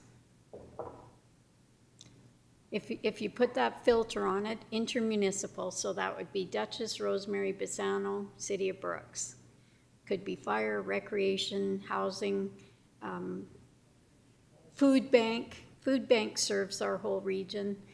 Could be women's shelter. Like there are tons of intermunicipal, or it could be water. Maybe we need phase 3. I'm just saying. Let's not do this, yeah. Lynette. So is the concept of that one more like a round table, just discussion, or still having presenters, or like what is the concept of the meeting? I would suggest that it would probably be opened up. The conversation would be opened up by one person, but then everybody would be able to speak their thoughts. And maybe a time limit even. I don't know. Parameters, I think, are up to Village of Dutchess as they're the host this year. So I would think those parameters will be put on by Dutchess. Or maybe it's being discussed at the CAO level. No? Okay. If there's feedback, we can take it. Okay. If that's a suggestion, or if you have any suggestions, now's the time. Holly? I don't know how to phrase it, but I'm thinking kind of on the line of FCSS social needs. You know, we've talked about simple fill need for homelessness, beds, like, teens, drug use, or, maybe a discussion. I haven't formalized that in my head, but that would be something that's a regional issue for services. Services? That's a big topic, hey? I mean, it's pretty wide open, and you could pull into their addiction crisis.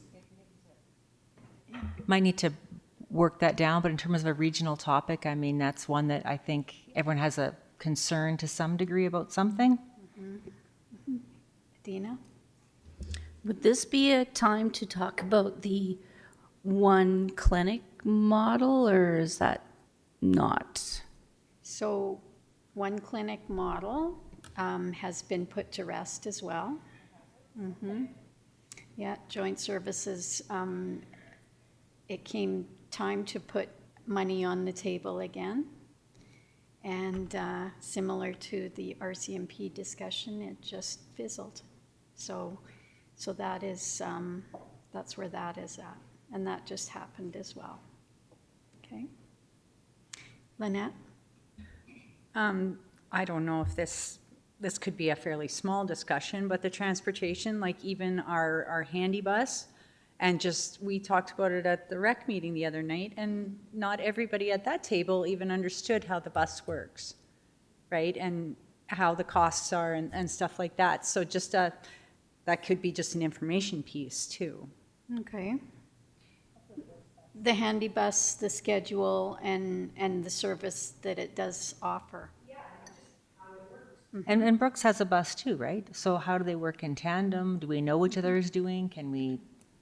So city and county info sessions, Matt? I love transportation.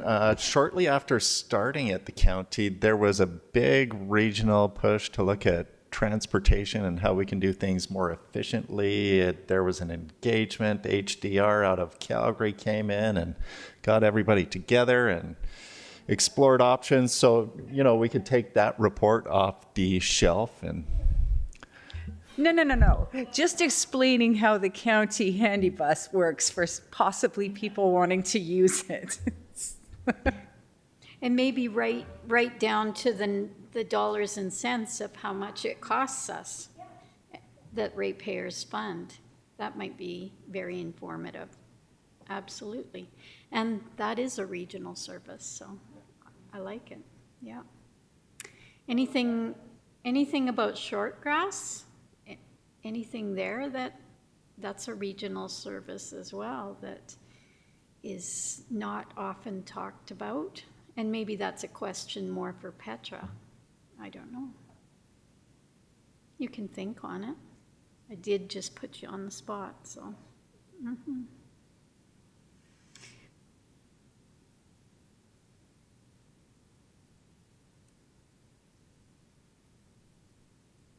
Any other topics? Yeah? I don't have a topic. I'm just thinking process. So you're going to take this back to joint services to come up with a plan for this? Because I'm also looking at timeline because we also have the Christmas party that night. So, you know, like if it was last year, it went so long, I think that might have missed the party entirely. So are we going to have a definite end time on this? Is it set? What do we know? I think that's all up to our hosts. It's basically their show. The conversation just was around the topics and keeping it shorter. Yep, Neil? What are we going to do? Are we going to split up in two groups? And like, I'm not going to both of them. Yeah, okay, yeah. That's another conversation. Let's stick with this one just for the minute, and then we'll come back to that, okay? Deal? Any other topics that come to mind? Wastewater, water. Okay. But it's very, very much taken care of anyhow, but. Okay. In what, are you talking potable water or wastewater? Both. That's a big subject. Is there anything from Newell Regional that you wanted to highlight? No, not really. I mean, it seems to be quite under control. I'm not sure about the wastewater, but the potable water certainly is. Did you want to ask our partners for an update on their wastewater situations? So we could hear from Bazzano on how they deal with their waste. We could hear from the city of Brooks on the fact that they're running out of space and they need a big upgrade. We could hear from Duchess on how their waste is operating. Maybe they want a boat dock. I'm just spitballing some things that... Christmas and waste, they go so well together. Right? Right. Good point, Holly. Yes, Neil? What about my favorite SAWA, which does affect everyone in the county. An update on that, if it's still around by then. Yeah. Why not? I like that, Neil. It does- Anybody it does- else have a problem with that? It catches everybody. Yeah. But And Ray would be there, so it's not like we have to haul somebody in to speak to it. no, Ray would do as good a job as anybody for Yeah. SAWA. Yep. Hopefully, we have a big list of action items at that time. I right. don't think that's in Santa's bags, but we'll see. Miracles do happen at Christmas. Okay, Ariana, are you good with those? Okay. Anybody else? Are we okay to leave that topic? All right, let's move along then. Any request for function of council? Yes, Holly. I believe we didn't answer what Neil brought up, which was attendance. Good point. I was thinking about that. I believe last year, I think all the councillors were all there at that Christmas party or very close. Yeah. But I don't recall that everyone was there from some of the other, like the EID just sent Tracy. Yeah. The City of Brooks was missing a few. You know, I find that is it not seen as a really valuable occasion to everyone? Do we need to, you know, just wondering. So just so you know, that was the first year EID had been formally invited, so maybe they didn't see it as valuable. They sent a speaker and got the ear of the premier and that sort of thing. Yeah, it's not uncommon to have partial councils there. Ellen? Did the year before not more members attended from the EID, I recall? Yeah, there was quite a few more the year before. This is the second year then. This is the second year and only one person came. Okay. Neil? Yeah, I think we made a motion 2 years ago Okay. for the EID to come, and then last year, they kind of got neglected, and they phoned them right at the kind of last minute, remind them that they were still invited, so they only showed up with a couple. Okay. But in our area, I think the EID should be catered to be there. Like they really are a force, especially ag-wise in this area, and to have just one or two of them come out and be kind of left out of the pack as far as this stuff goes is really not right. Yeah. And I mean, thinking about our suggested new format, if they don't find value, I guess they'll stop coming, but let's just say our topics weren't related to water. They Yeah. may not care for that, but They've always been into, it's just the last maybe 10 years, the district was in huge command of development in the area. Like 3 or 4 of the bigger subdivisions in Brooks came out of the EID initiatives. I don't know why they've kind of backed off from that kind of stuff, but they should definitely be invited, and we should put on a show good enough to make them want to come back. so to the point, the Christmas party, how do we want to handle that? I believe both suppers are at 6. So, yep, Lynette, you have the answer? Get Ariana to put all our names on a little wheel, spin it 5 times, and see who goes where. Ooh, I don't know. Okay, Neil said he'll volunteer not to go to Duchess. He'll stay at the Heritage. So, yeah, Matt. Yeah, and if Neil will come to the Heritage, I'm going to hang out with staff, not to offend anybody at the intermunicipal meeting, but I'll hang out with staff, and if I've got Neil, the rest of you can go to intermunicipal. I think that's an important meeting for opportunity to rub shoulders with your peers, so don't feel the pressure to come to the county event. We'll miss you, but sometimes there's only so much time in a evening. Lynette? Just keep it going late enough that we can come to both. Yeah, you might be able to get back in time for the comedy hour. Adina? Well, I was going to say, I was planning to, go to both, but I know for a fact, my husband will not come to the Christmas party, because what's he going to do while I'm in Dutchess, unless somebody wants to have a spouses party somewhere. And even then, I couldn't guarantee he'd go. Yeah. Okay, sounds like we have it solved. Okay, all right. Committee reports. We have, let's start with County of Newell Library Board. Well, all of my news was already in our organization meeting this morning. So that's about all I had, was that we have new reps, or that we actually have reps now for Rolling Hills and for the Division 510.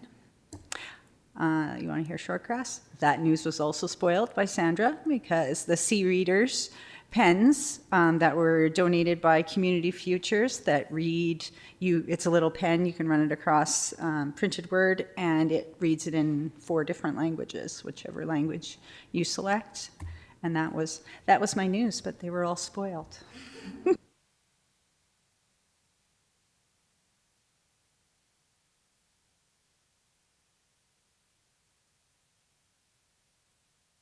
Grasslands FCSS.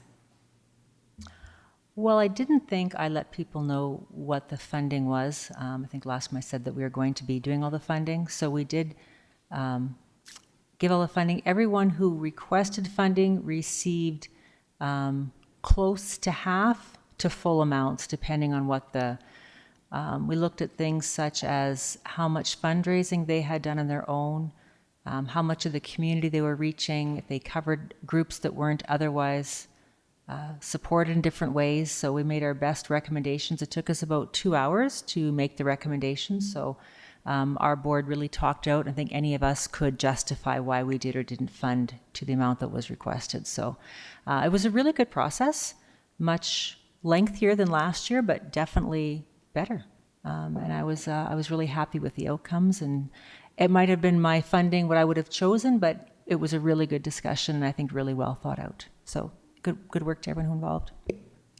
And how many dollars was that? Do you recall? 359 comes to mind. I could do some quick math, but I can tell you in a few minutes, Good I guess. Economic boost to the region. Yeah. I might say. Very good. All right. Moving along. Newell Regional Solid Waste Management. That's you, Neil.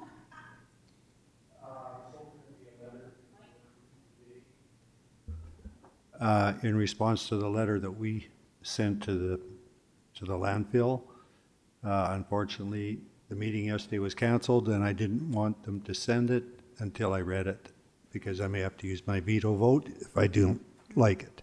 Mm-hmm. So other than that, the landfill is running like a top.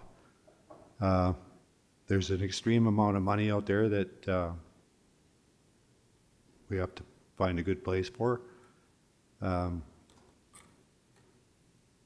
than that, that's about all I have to report. I have a meeting this afternoon at 3 o'clock to go over it all again, but we'll get this 1999 agreement sorted out in front of all of you. And any comments you want on that, feel free. I'm open. Now's the time to bring them out. So that's my report. All right. Any questions for Neil? Good luck with that. Brooks Regional Tourism. All right, so we had our AGM in September, and it was pretty well attended. We had representatives from the Bandits and the Bombers this time, so that was pretty cool. Also an interest from Medicine Hat Chamber of Commerce. There, since we don't have our own Chamber of Commerce, we had Naomi Zacharias there from Medicine Hat. Craig Hopp has been our been on the board for quite some time, and our chairperson stepped down from the board. He's very busy, so we hired we elected Tanya Dingwell from the museum. It's probably because I talk so loud anyway. As chair, but no vice chair was elected, and I'm not sure if, as an elected member appointed to that board, I'm not sure if I'm allowed to hold a position as far as chair or vice chair, because sometimes, so that was something we had to look into anyway. So nobody was elected as vice chair because they weren't sure. Just some figures. Our DMF account has a balance of $474,289.13. That's not quite accurate because she's a little bit behind on sending out her invoices to the Canelta and Heritage hotels. And then our EDF account, which is the account that we use for people who are putting on experiences and they apply for funds. We have $8,864.89 in that account, and that goes until the end of March next year. Something we do need to look at is that we have some groups that come to us for EDF that also collect money from the county directly as far as recreational funds. So I suggested it kind of sounded like double dipping if we're giving them money through rec and then giving them money through the EDF, which is money that they get from the county and the city already. So that's something we're going to look at. And Jamie's got quite a few things she's going to in the next little while. One's the sports conference that she goes to every year. This year is out in Charlottetown, which sounds really great. I wish you guys would have said I should go to that rather than that TIAA in Edmonton. But anyway, and then she's going to an Indigenous tourism conference, and so she's quite busy, Jamie is. And then she's got a list of things that are going on for Christmas and holidays, several craft fairs, Festival of Trees, Santa Claus Parade.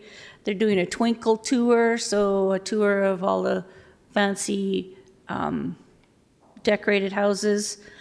The museum has got their Halloween thing going on right now. There's a family-friendly Halloween tour, and then there's an adults-only Halloween tour, something to check out. And then they will be setting up for their Christmas drive-through. And there's a few more things on the list, but anyway. And then just something else that came up from our discussion. I guess Alberta Parks did an update on their website, and so it was really hard for people who are trying to book spots in Dinosaur Park this year because the website automatically defaulted all of their camping spots to 23 feet. So I don't know if you've camped there before, but there are spots, some are really small and some are really big. So depending on what you're camping in, they have certain spots that you can go to. And the website was saying everything was 23 feet. So these people were like, I've camped here so many times before in my 30-foot trailer, and now you're telling me I can't. So they weren't as busy this year because of that, and they also got lots of complaints about it. Also, their glamping wasn't completely full this year because they had to do quite a bit of maintenance on some of it. So, but they expect to be fully up to snuff next year. Also, their music in the park was not greatly attended, but those who did go really enjoyed it. So they're going to run it again next year, except they're going to do it on Friday nights instead of Thursday nights.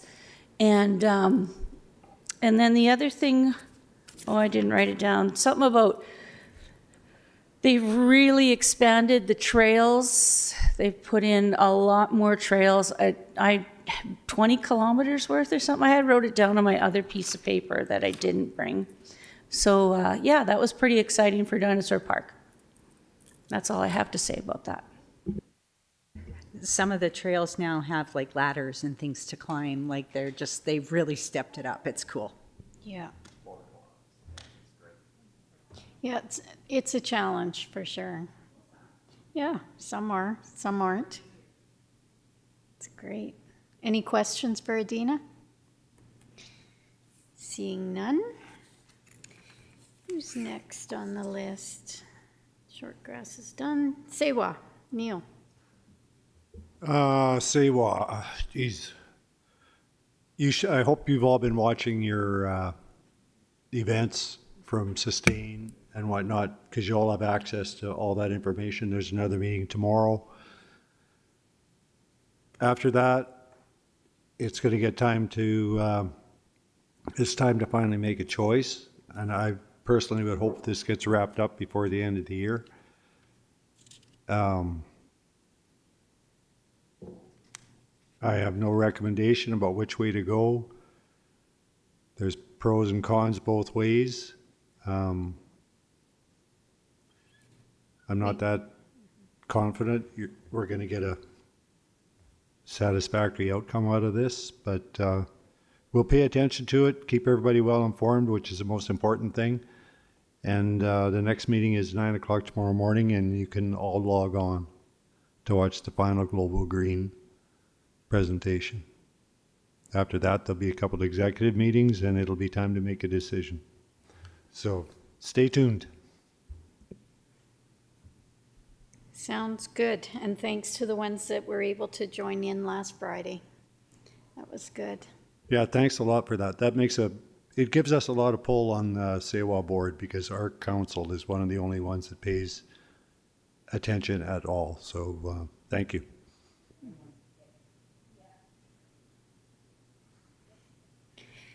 Okay, and Brooks Joint Services, final committee report. I touched on a couple things already. The Municipal Police Transition Grant, you've heard all about that. PEP, there is money in the budget for 2025 for the City of Brooks to join PEP. So that budget was approved. The 2025 budget will be coming to you during budget discussions for joint services. So there's been no request for an increase in funding or a decrease, so it'll be the same funding. Watch for that. John Ketchmark was our delegation, and he talked about the expansion of Snake Lake. 70% of oil and gas abandonment is completed. They've got 30% yet to go. They expect the conclusion of environmental impact assessment another 1 to 2 years. So that's, you can't rush that. They are planning to, as we've heard, bring rock to the site starting next fall from the south. So that is public. There was discussion about campgrounds, and the comment was that Rolling Hills is doing well, but not 100% booked and oversubscribed. So at this point, there's no plan for increasing camping within the EID properties. So that was interesting. RPAP, we had our RPAP consultant there, and she talked about projects that are in the area, and she thanked the 3 of us who attended the RPAP conference in Wainwright. And I believe that's about it. Neil, did I miss anything? No, you covered it all. Or Matt? Okay. All right, so that concludes. Are there any other committee reports that we haven't included? There are some reports in your package. Holly? Well, this is sort of related to PEP. Okay. The Ag Connections Conference is coming up in November. I know none of you registered. I now have a free ticket because of PEP, so somebody else can take my ticket to go. So if anybody is not registered for that conference, which is just about sold out, I have a ticket. That's November 20th, right? Yes. Okay, so check your calendars and speak to Holly if you can decide, if you want to decide to go. It is, yeah, we've approved it as a function of council.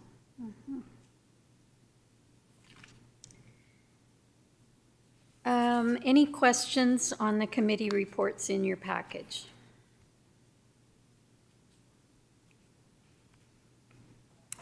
Seeing none.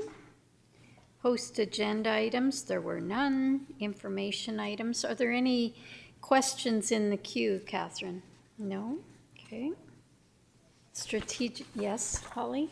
There were two things that came through for functions of council. I don't think either really fit, but one was the Fortis breakfast. I don't think we've ever taken part in that, have we? It's on Tuesday, December 3rd. And then the agri-food one, which is November 28th and 29th, which I also didn't think really would be a fit for us, but I want to bring it forward in case someone thought one of those was.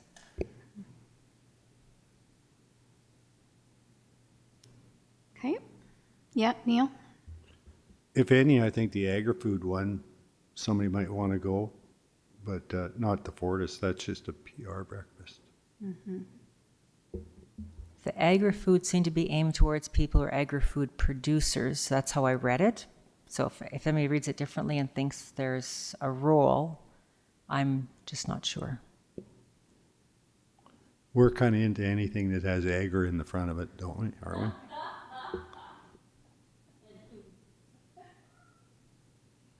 we?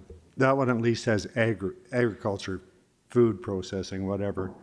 But the Fortis one, I can't really see why we'd want to waste our time there. Okay. And then, Matt, we have a letter in our package or in our email from a ratepayer. You'll deal with that? Okay. Yeah, so with respect to that, the letter was received concerning the JBS Road project, which will hopefully see shovels in the ground in 2025. Just an update for the community. There are some preliminary conversations that need to happen between the county, the EID, and JBS to determine where this road is going to go. And once we've got agreement in principle on its location, we'll have engineers get to work on detailed design. Anybody living along that road can expect to have communication as the project proceeds. Great update. We're not at the stage yet. Yeah, okay. Neil? Yeah, if I've talked to Garnet 3 times on this, guaranteed him that, and sent him in the office. Jeff has given him a guarantee, probably Matt too, that he would be consulted. He's just getting impatient, I think. But we're not going to go ahead with this without having him in, letting them have their information, letting them have their say. All 3 people on the road have contacted me, and I've told them all the same thing. Okay. Anything else for functions of council?